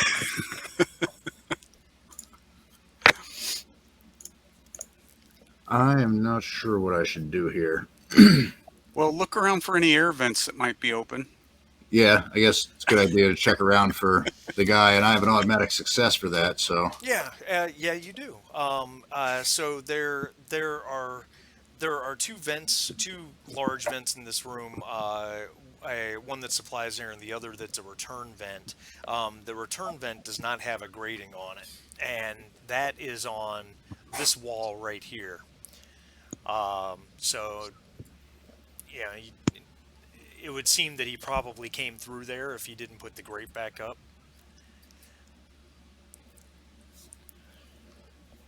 all right, so point that out to the others for sure. Yeah, I don't know. I mean, I think the most pressing thing is to get the door system working again, so that there's only one system of kind of free movement that this thing has. Yeah, in regards to that, Max, your gut reaction is that you probably need to get on Apollo itself rather than working it from here on the bridge, because nothing seems to be responding properly. Okay, I'll do that. All right. Somebody, I'm going to turn to the guys while I'm working. Somebody let them know that the android's definitely moving through the HVAC system. I can do that. All right. So Decker, you're Rudy, are you staying up on the bridge? You going down with Decker? So that Apollo room is connected to the bridge Correct. via this hatch, but it also has a door that connects it to the hallway To leading the lifeboat. Yep. to the lifeboat, right? So I think somebody needs to stay on the bridge. All right. So maybe, I don't know, maybe Blake should go down there with him. Yeah, you can go down there with him. Watch his back while he's doing that. You can do that. We can drag Blake down there. That's fine. All right. So you're headed down there. When you, Max, when you get down there, Apollo is almost literally torn apart. Terminals terminals and access ports are cracked open. Cables are cross-wired in all sorts of different directions. He's been busy down here. So it's going to take some time to figure things out. But if you want to make a Comtech roll to get things rolling, I'll see where it goes from there. Yep, here we go. And you can gain your +2. I think Blake's more just on an Overwatch with his nasty improvised weapons. So, all right, roll your panic. All right, so you're holding it together. You have a success, and yeah, this is definitely going to take some time to sort out. Probably, to be honest about it, to get everything back up to where it's supposed to be and everything operating properly, you're probably looking at a shift, 6 hours worth of work. But you do have a stunt. What would you like to do with that? Save it for later. Okay. To do the exact same thing, your success. All right, that'll be fine. So, as you're coming to that conclusion, and at this point, let's say that Dwayne is about halfway through getting the scrubbers. It's going together. It's going very well. You've gotten them under You're replacing. Holy loud. Sorry. You're replacing some components, getting it up and moving, and then Apollo's voice comes over. Warning. Air supply depleted in 7 minutes. Warning. Main engines on overload. Destruction of Magellan in 10 minutes. Oh, no. Oh, guys, I hate to say it, but I have to go. I'm supposed to go down to this place this afternoon. I have to get on it, and I got to go jump in the shower and do some other stuff. This is the last point at which I want to leave, but I know if I stay, it's going to run right into it. Yeah, no, dude, you do what you got to do. You know what? Please make sure you get a hold of me, Marty, after this, and I'm sorry for the interruption here, and let me know what happened. I'll be happy to. Yeah, and also I will at some point, I don't know exactly when, be looking to play test some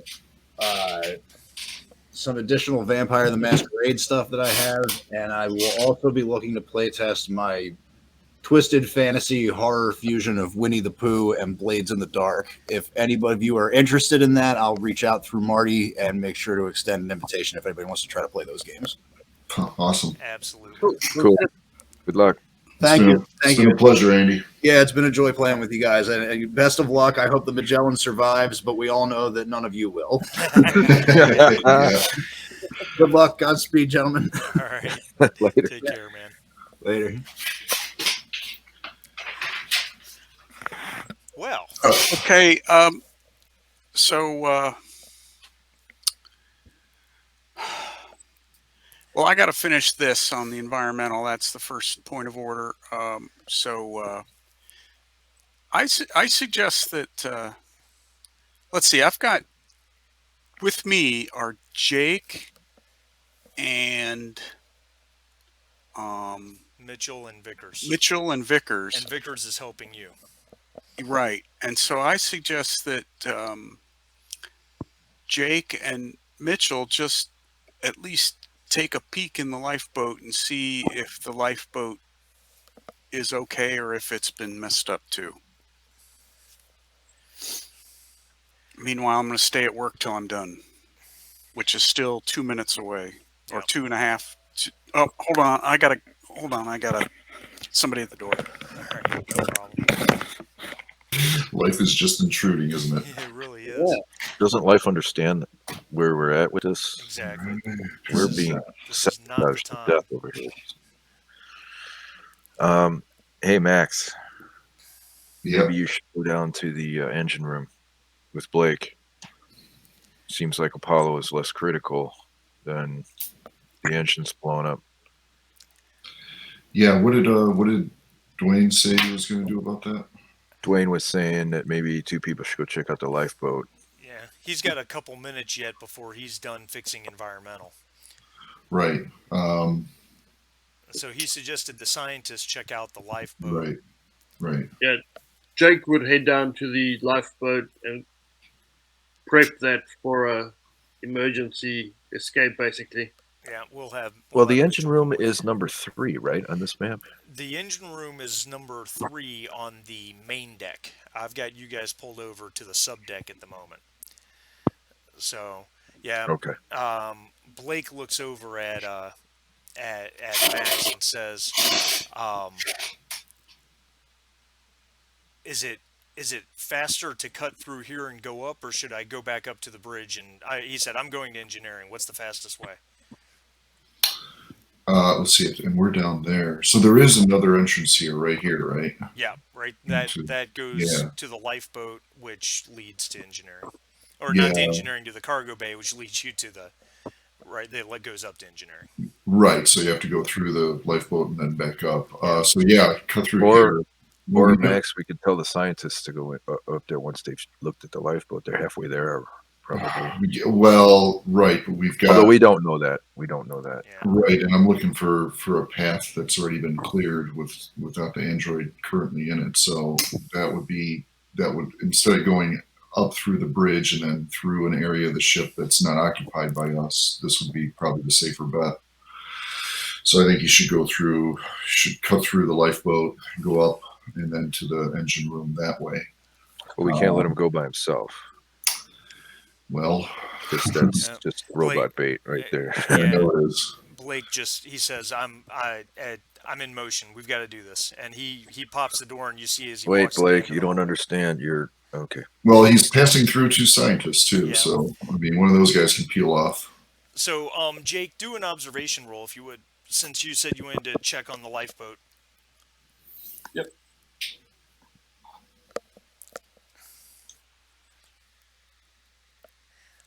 Two successes. So, the lifeboat, the lifeboat seems undisturbed. Everything looks like it's perfectly operational. It's got power. Everything looks like it's ready to go. So you guys could launch the lifeboat relatively quickly if you needed to. As you're figuring that out, you see Blake come in through this entrance coming from Apollo, and he says, "I'm on the way to engineering." And he doesn't even stop to talk. He's just going.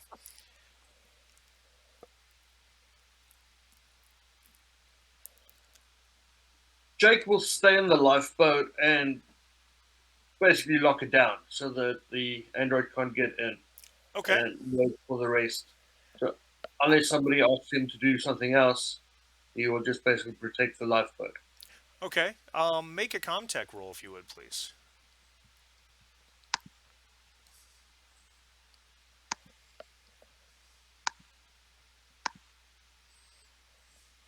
Wow. I Wow. do stuff. Yeah. I'm not going to give you any stunts, and I'm going to tell you why. Someone had erected a major firewall in and around Apollo, making it so that no doors could be closed and secured by the main computer system, that type of thing. It was, and you don't know whoever it was covered up their work. I mean, there's just just an excellent hacker in terms of what was done. But since the lifeboat is in and of itself is a separate ship, you were able to isolate the lifeboat's controls and separate them from the rest of Apollo. So the lifeboat, you have now secured the lifeboat. I there is no way he's getting into the lifeboat either through connected ventilation or through the main doors without you letting him in. Plain and simple. The lifeboat is a secure place. Um, Blake reports that he's made it into the cargo bay and he's on his way up to engineering now. No sign of the android. How secured is the entrance to the bridge? Um, you locked it up pretty well. It would take a very very good hacker to get through what you put in place. And compared to the way that the shuttle is secured, how secure is the bridge? I'm not going to answer that question. Okay, all right. Do we want to shore that up so there's only one entrance and exit to the bridge through the shuttle? Can Jake recreate that? Was it Jake that did it, or was it Dwayne? It was Jake that did it. Yeah. Yeah. I don't know if we have time for that kind of conversation or if that's possible, but I guess I'm still working on Apollo. I don't know what's going on. Yeah, So, you would still be working on Apollo. yeah. Dwayne, would you make an observation roll, please? Don't like the sound of that. Oh, I'm sure it's fine.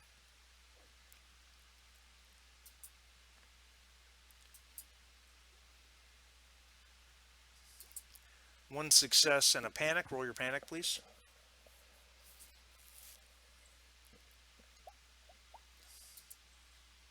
All right, you're holding it together as you and Vickers are working, and you're getting very close to being done. There's you hear a slight scuffling sound, and as you're working, you notice Vickers kind of looks over his left shoulder first and goes, "Oh shit!" And as you turn to look, he is coming out of the return air vent. And I'm going to deal the three of you initiative cards. All right, Dwayne, you are on a 4. Did you draw 2? Oh, I did not draw 2. I get to draw 2 and pick the lowest one. Fair enough. You get your choice of a 4 or a 5. All right. Guess we'll keep the 4. Vickers is on a 9. Oh, And the android it's on a 1. is on a 6.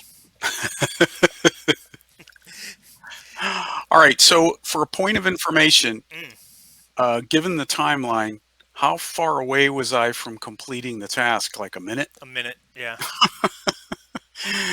Minutes an eternity against an android. Yeah, that's literally what, 6 rounds. Yes. So I imagine I have to drop what I'm doing. Yeah. You have a fast and a slow action.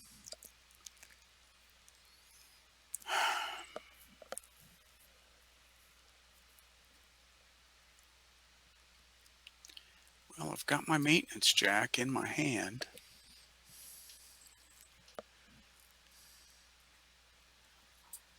I'm not sure what I would use. Not sure what I would use as my fast action, to be honest.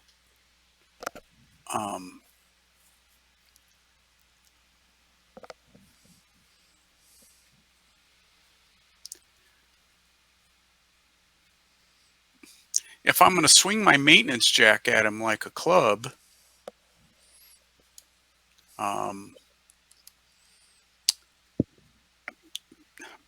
I guess the fast action doesn't really matter.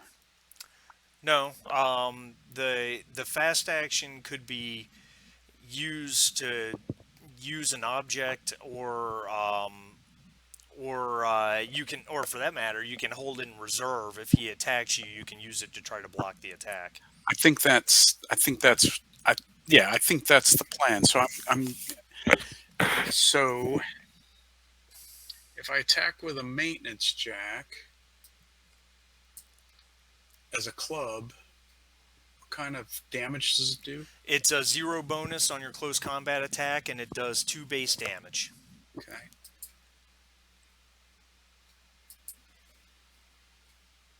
Would you like to push the roll? You betcha. 1 success. You swing your maintenance jack at him, and he just holds his forearm up, and it just bounces right off his forearm. He blocks your attack easily. And he says, only human, as he makes a strike at you. Oh, shit. But he missed. So he takes a counter swing at you and just misses entirely.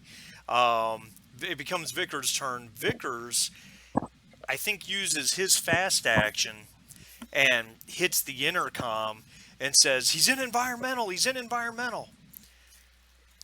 And then uses his slow, so everybody hears that, then uses his slow action to attack David. I mean, the android. You don't know who his name. And he has he has a He has a scalpel. Vickers has a scalpel. Yeah. I'd be surprised how much damage you can do with that. I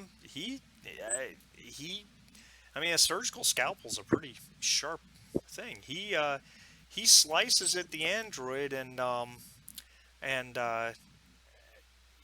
cuts through the android's blue tunic on his arm, and there's some white goop that drips down from that spot. The android replies, "Well, that wasn't polite." All right, so we're back at the top of the round. Everybody else, I'm not going to issue you initiative cards yet. I'm going to handle your moves at the end of the round, as it were. If you get to the point where you actually get into the fray, I will issue you an initiative card. Blake does call out over the intercom. I'm in engineering. Should I come back, or should I work on this? I'll get on the radio and say, fix the engines. I'll go help. All right. So, perfect. Dwayne, what would you like to do, sir? I'm gonna swing at him again. All right.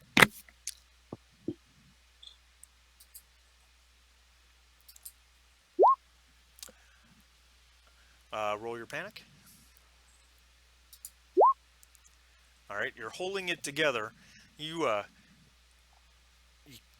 clock him across the face with your maintenance jack, and his head kind of flips to the left as the thing impacts his jaw, and then he just turns his face back towards you. And that's probably what causes you the panic, the fact that you hit him with a pretty good shot with a heavy tool, and he didn't. It didn't go well. He's going to substitute. Oh shit! Hold on, I gotta. Well, he had 2 successes. I'll just roll 2d6. All right, so he makes a punch at you, Dwayne, that you're just amazed at the strength of these things. He does 4 damage to you. Now, you have your resilient, don't you? So you roll armor equal to your strength? Yeah, I do a straight strength roll. Okay, go ahead. I have a fast action. Can I try and block you it? can try and block it. So you make a close combat roll, and see how many successes you get. 2 successes on a panic. Roll your panic. Holding it together, you reduce his successes by 2, so that means you take 3 damage. Okay. So then I'm sorry. You take 2 damage. 2, and then I can use. Then I just roll straight strength. Correct. No successes. So you take 2 damage, and your stress goes up 1. Okay.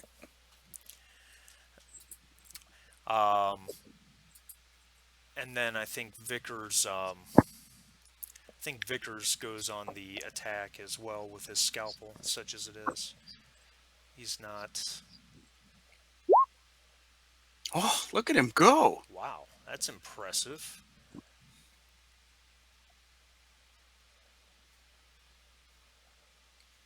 Oh, David blocks the attack.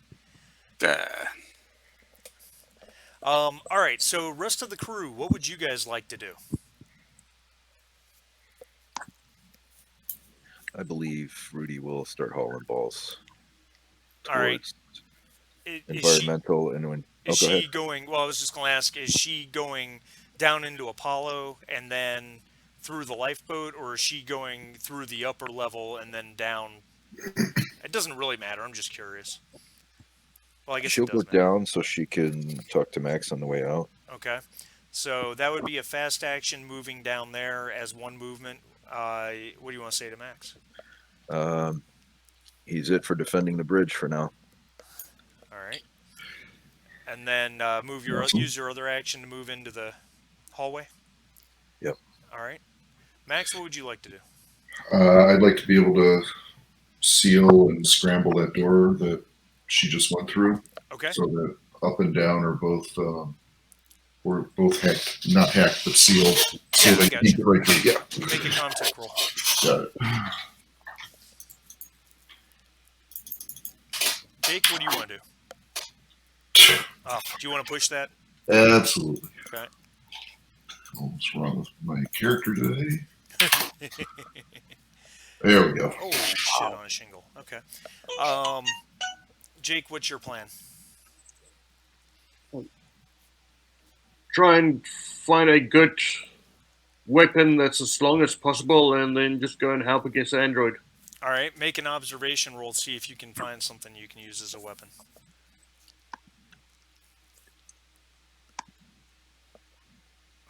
Would you like to push the roll? Yep.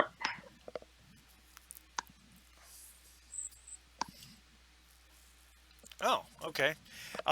Yeah, you locate probably a heavy pipe or something like that. You know, a spare part. You pop open a locker and grab, and that would be one action. You can use your other action to move into the hallway between the lifeboat and environmental. I do that. All right, that'll be fine. All right, so we will do that. And then last but not least, where is Blake? This, He's in engineering working on the reactor, right? yeah, specifically, I guess I meant where's his character sheet? Oh, his character sheet. I see. Blake calls over the intercom. Yeah, this is beyond me. Well, I need some help up here. All right, back to the top of the round. What would you like to do, Dwayne? I don't have much choice. I'm gonna have to Take the swing. I'll take the swing. Save my fast action to try and block. All right. Oh, for crying out loud. Do you want to push the roll? Yes. You are in a fight against a super strong, super quick opponent. Oh my god. Wow, that's crazy. Sometimes the dice tell a story. All right. Dwayne, do you want even or odd? Even. No, you got even. All right.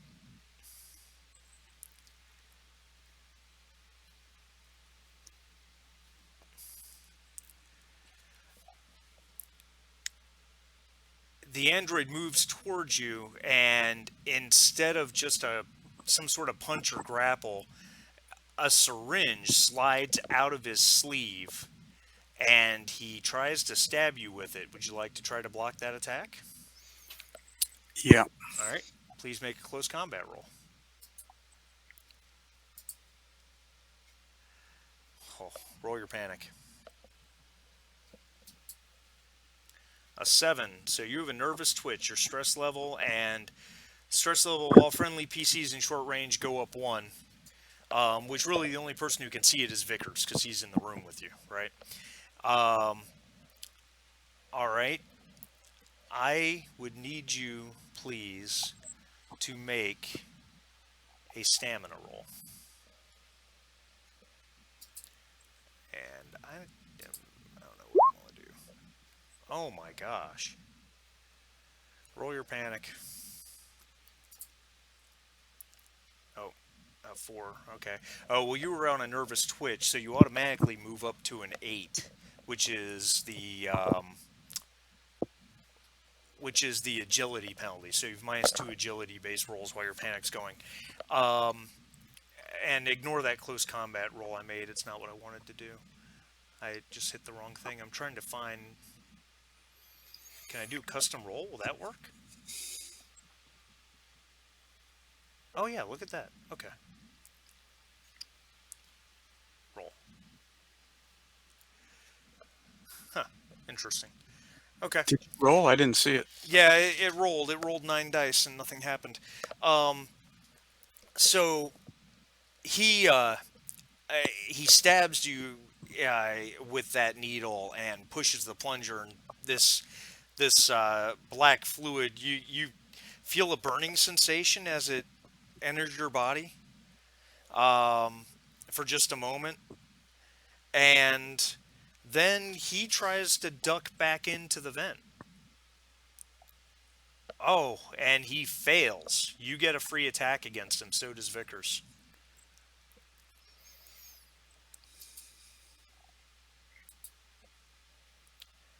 Two successes and a panic. Roll your panic. All right. Well, you were at an 8, so you move up to a 9. What's a 9 on the panic chart? Anybody know offhand? Is that drop an item?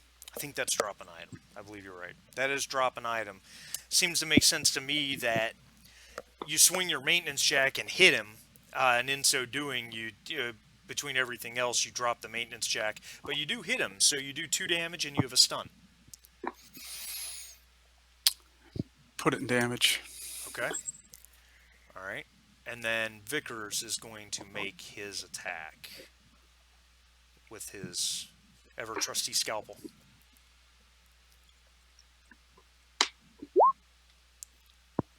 He misses. I thought Vickers had a panic from me, observing me. Well, he's technically an NPC. Oh, he's an NPC now. Yeah, Okay, gotcha. So, all right, so he does not succeed on his free attack, but then he can make his standard attack on his initiative. Submit. And he succeeds. He does 2 damage with that scalpel. Or 1 damage, but that's all he needs. Someone roll a d6 for me, would you?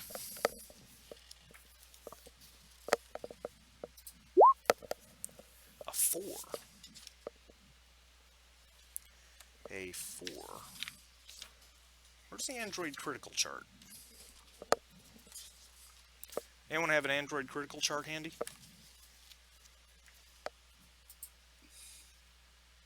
Sorry, I do not. I probably should, though. Huh? Well, again, this is my moment of being an unprepared GM. So Vickers attacks him with the scalpel and just slashes the scalpel across, and David's neck separates to some extent. The head kind of starts flopping around. He's still up and moving, but it's like that scene in the first Alien when Ash's head got knocked off. So we're at the other players. Jake, you're the closest, so are you moving in there with your fast action? Yes. All right, and then you have a slow action. you see this android, and you recognize him from down on the planet, obviously, and he's all busted up. There's white stuff spraying everywhere, and his head is bent and flopping around at a weird angle, but he's still up and running. I beat on him. All right, make a close combat roll.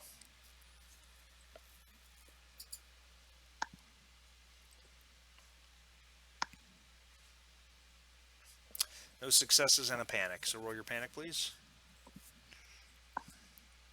3. You're holding it together. All right, Rudy, what would you like to do? If you're I would just also like to beat on him. well, you got to get there first. I would like to get there first. Yeah, so you can get to the hallway because one movement to get in, one to the hallway. Max, what are you up to? I'm still working on trying to get the Apollo online for. Yeah, I think that's true. So top of the round, Dwayne. Well, since I dropped my maintenance jack, I'm gonna punch him. All right, close combat.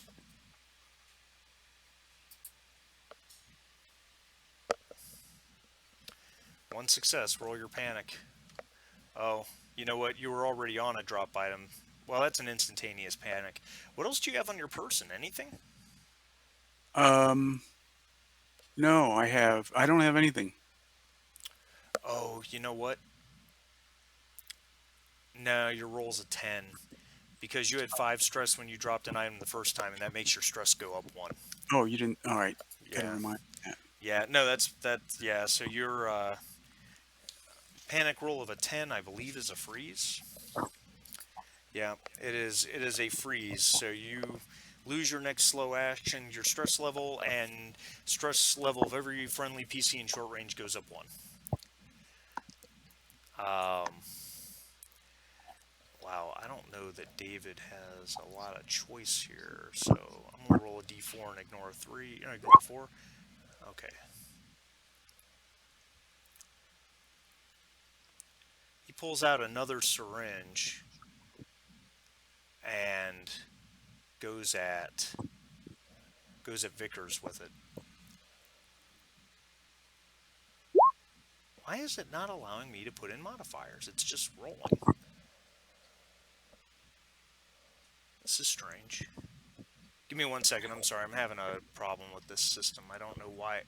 It's not allowing me to add a modifier.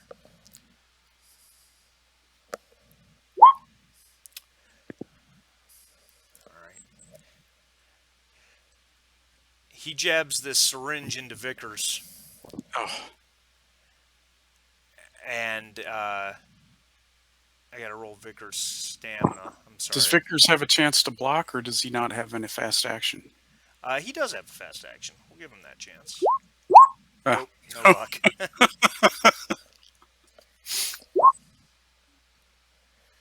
And then I'm just going to do this custom roll here. 9 dice roll.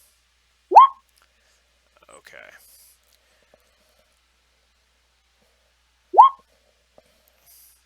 Okay.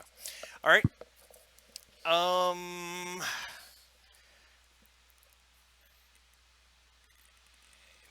After injecting Vickers with that vial, that syringe, he drops it and pulls out another one. Vickers gets to attack. Oh, and I should have given you guys initial cards. I'll do it at the first time on the next round. Vickers is unable to hit him. Jake? Jake, close combat. Alright. Roll your panic. Holding it together. Alright, so you hit him for 2 damage. Roll a d6 for me.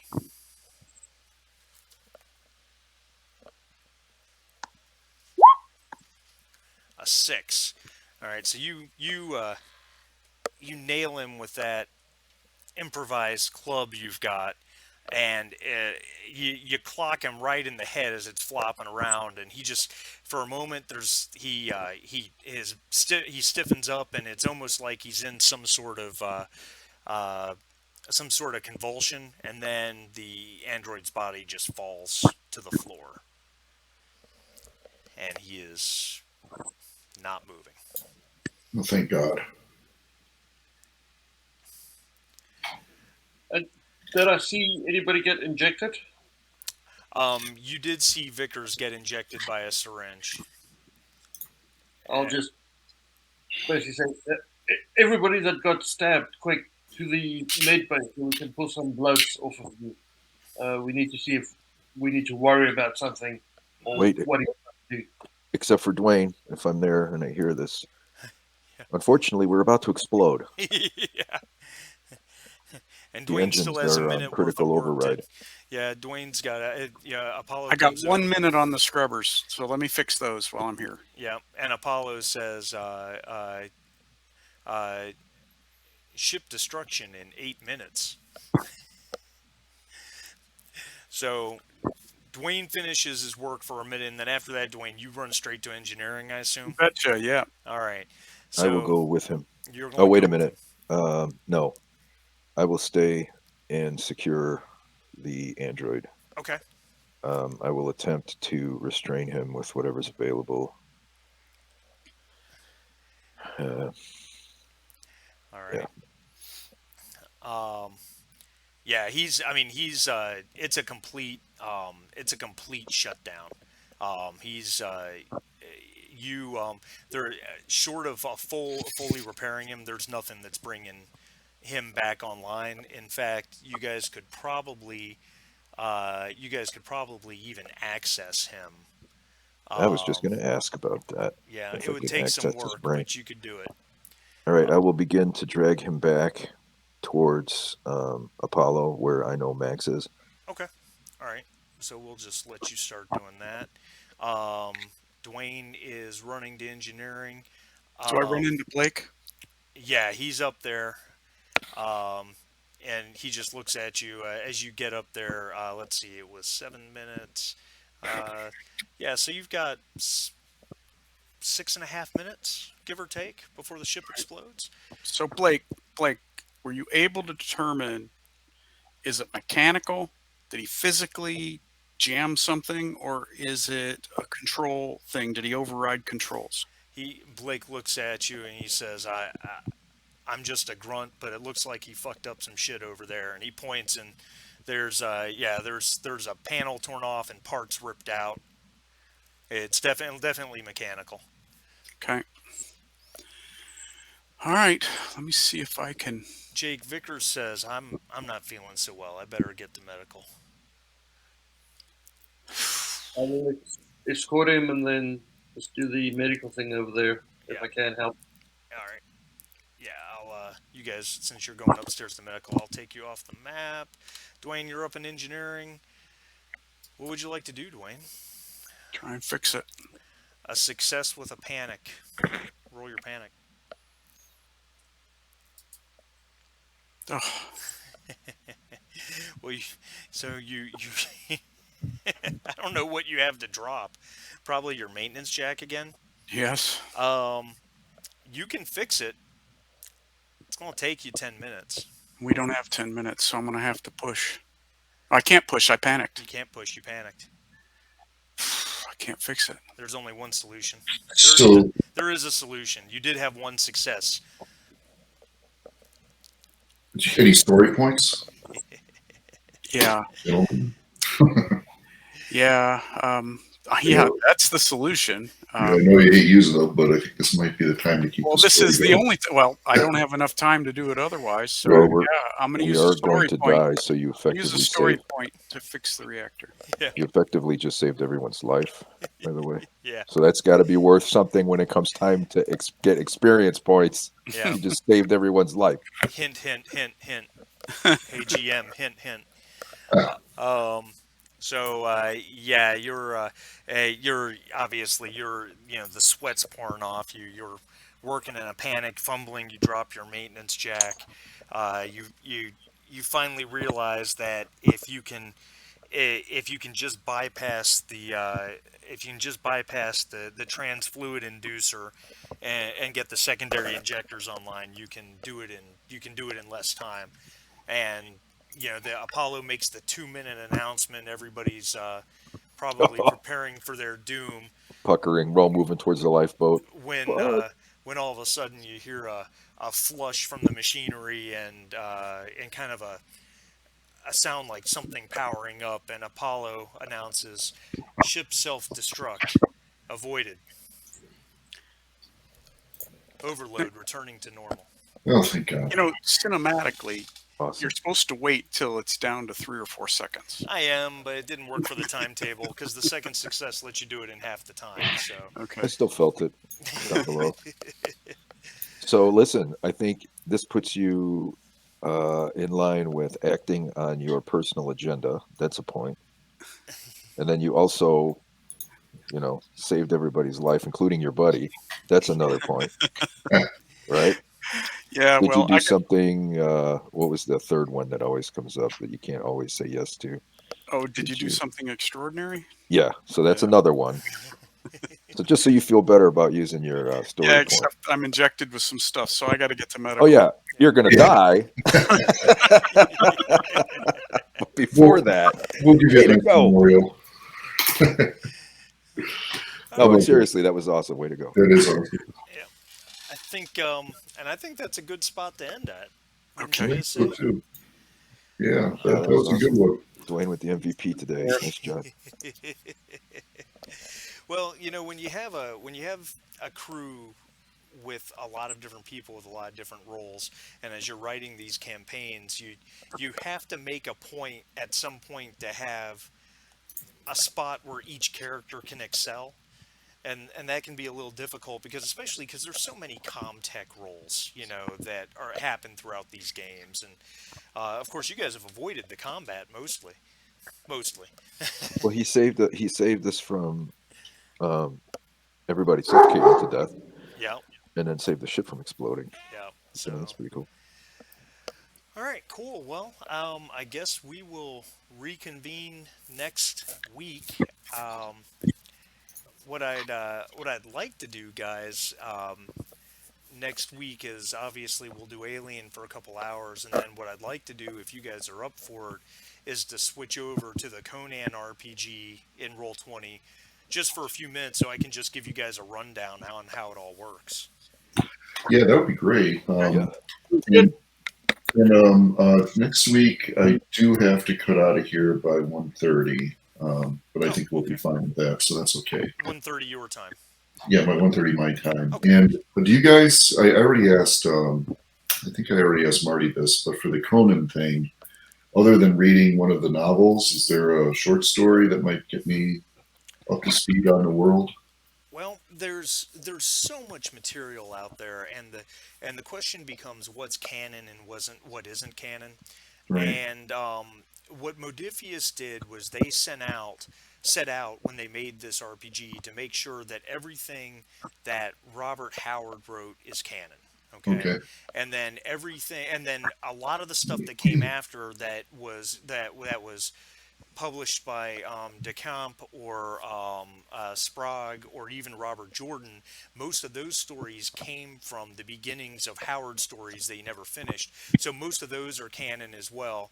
And then there's a bunch of Lovecraft that's put into it because Modifius owns Lovecraft's rights as well.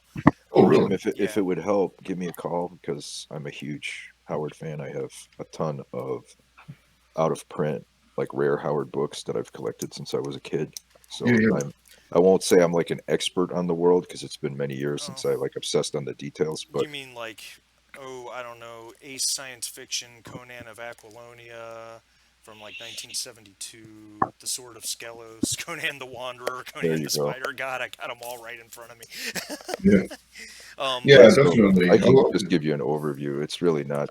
It's actually sort of like precursor to like actual historical cultures are present in the world.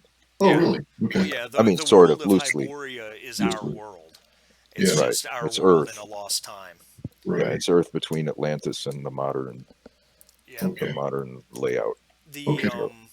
And the one story that has the most direct impact in terms of where this game takes place in the timeline is the one full-length story that's almost a novel that he wrote that's called The Hour of the Dragon, which The Hour of the Dragon features. But he's already king of Aquilonia in that He's book, I think. correct. He's king of Aquilonia, and in The Hour of the Dragon, Conan found himself at war with Nemedia, the immediate rival and neighbor of Aquilonia. The Nemedians had risen, had brought back to life an ancient sorcerer that struck down Conan in his tent on the evening before the battle. And it's this big long story about Conan bringing himself back, vanquishing the sorcerer, kicking the Nemedians out of Aquilonia. So this adventure takes place basically right after those events. So Also, Conan's king in Aquilonia then at that point in the timeline. correct. Cool. That's cool. All right. Well, I'll hit you up, Sharif. I'm going to be taking my COVID test today to see if I'm negative. I don't know. We'll have to talk about whether we can do the paint day tomorrow. Or Does anybody here like exposed painting again? minis? yeah, I was exposed. I was my mother-in-law last Friday. She was sick, and I picked up my father-in-law to take him to a medical appointment, and then she tested positive on Saturday. So they both have it now. But I just got over it like a month and a half ago, so I think my immunity might still be there, but I'll see. I'm going to test today, and so I'll call you, Sharif. Maybe we can do paint day or Sounds something good. else this weekend. And if anybody here is interested in painting minis, Jim and I sometimes do these paint days together. Mhm. We could easily do something over Skype or something like that if people want to join us. Yeah, it's always fun. Yeah, I'm always interested. For me, it's the time. yeah, yeah. For sure. So, All right, I guys. guess we'll see you next week. Thank you. All right. See you later. Later. But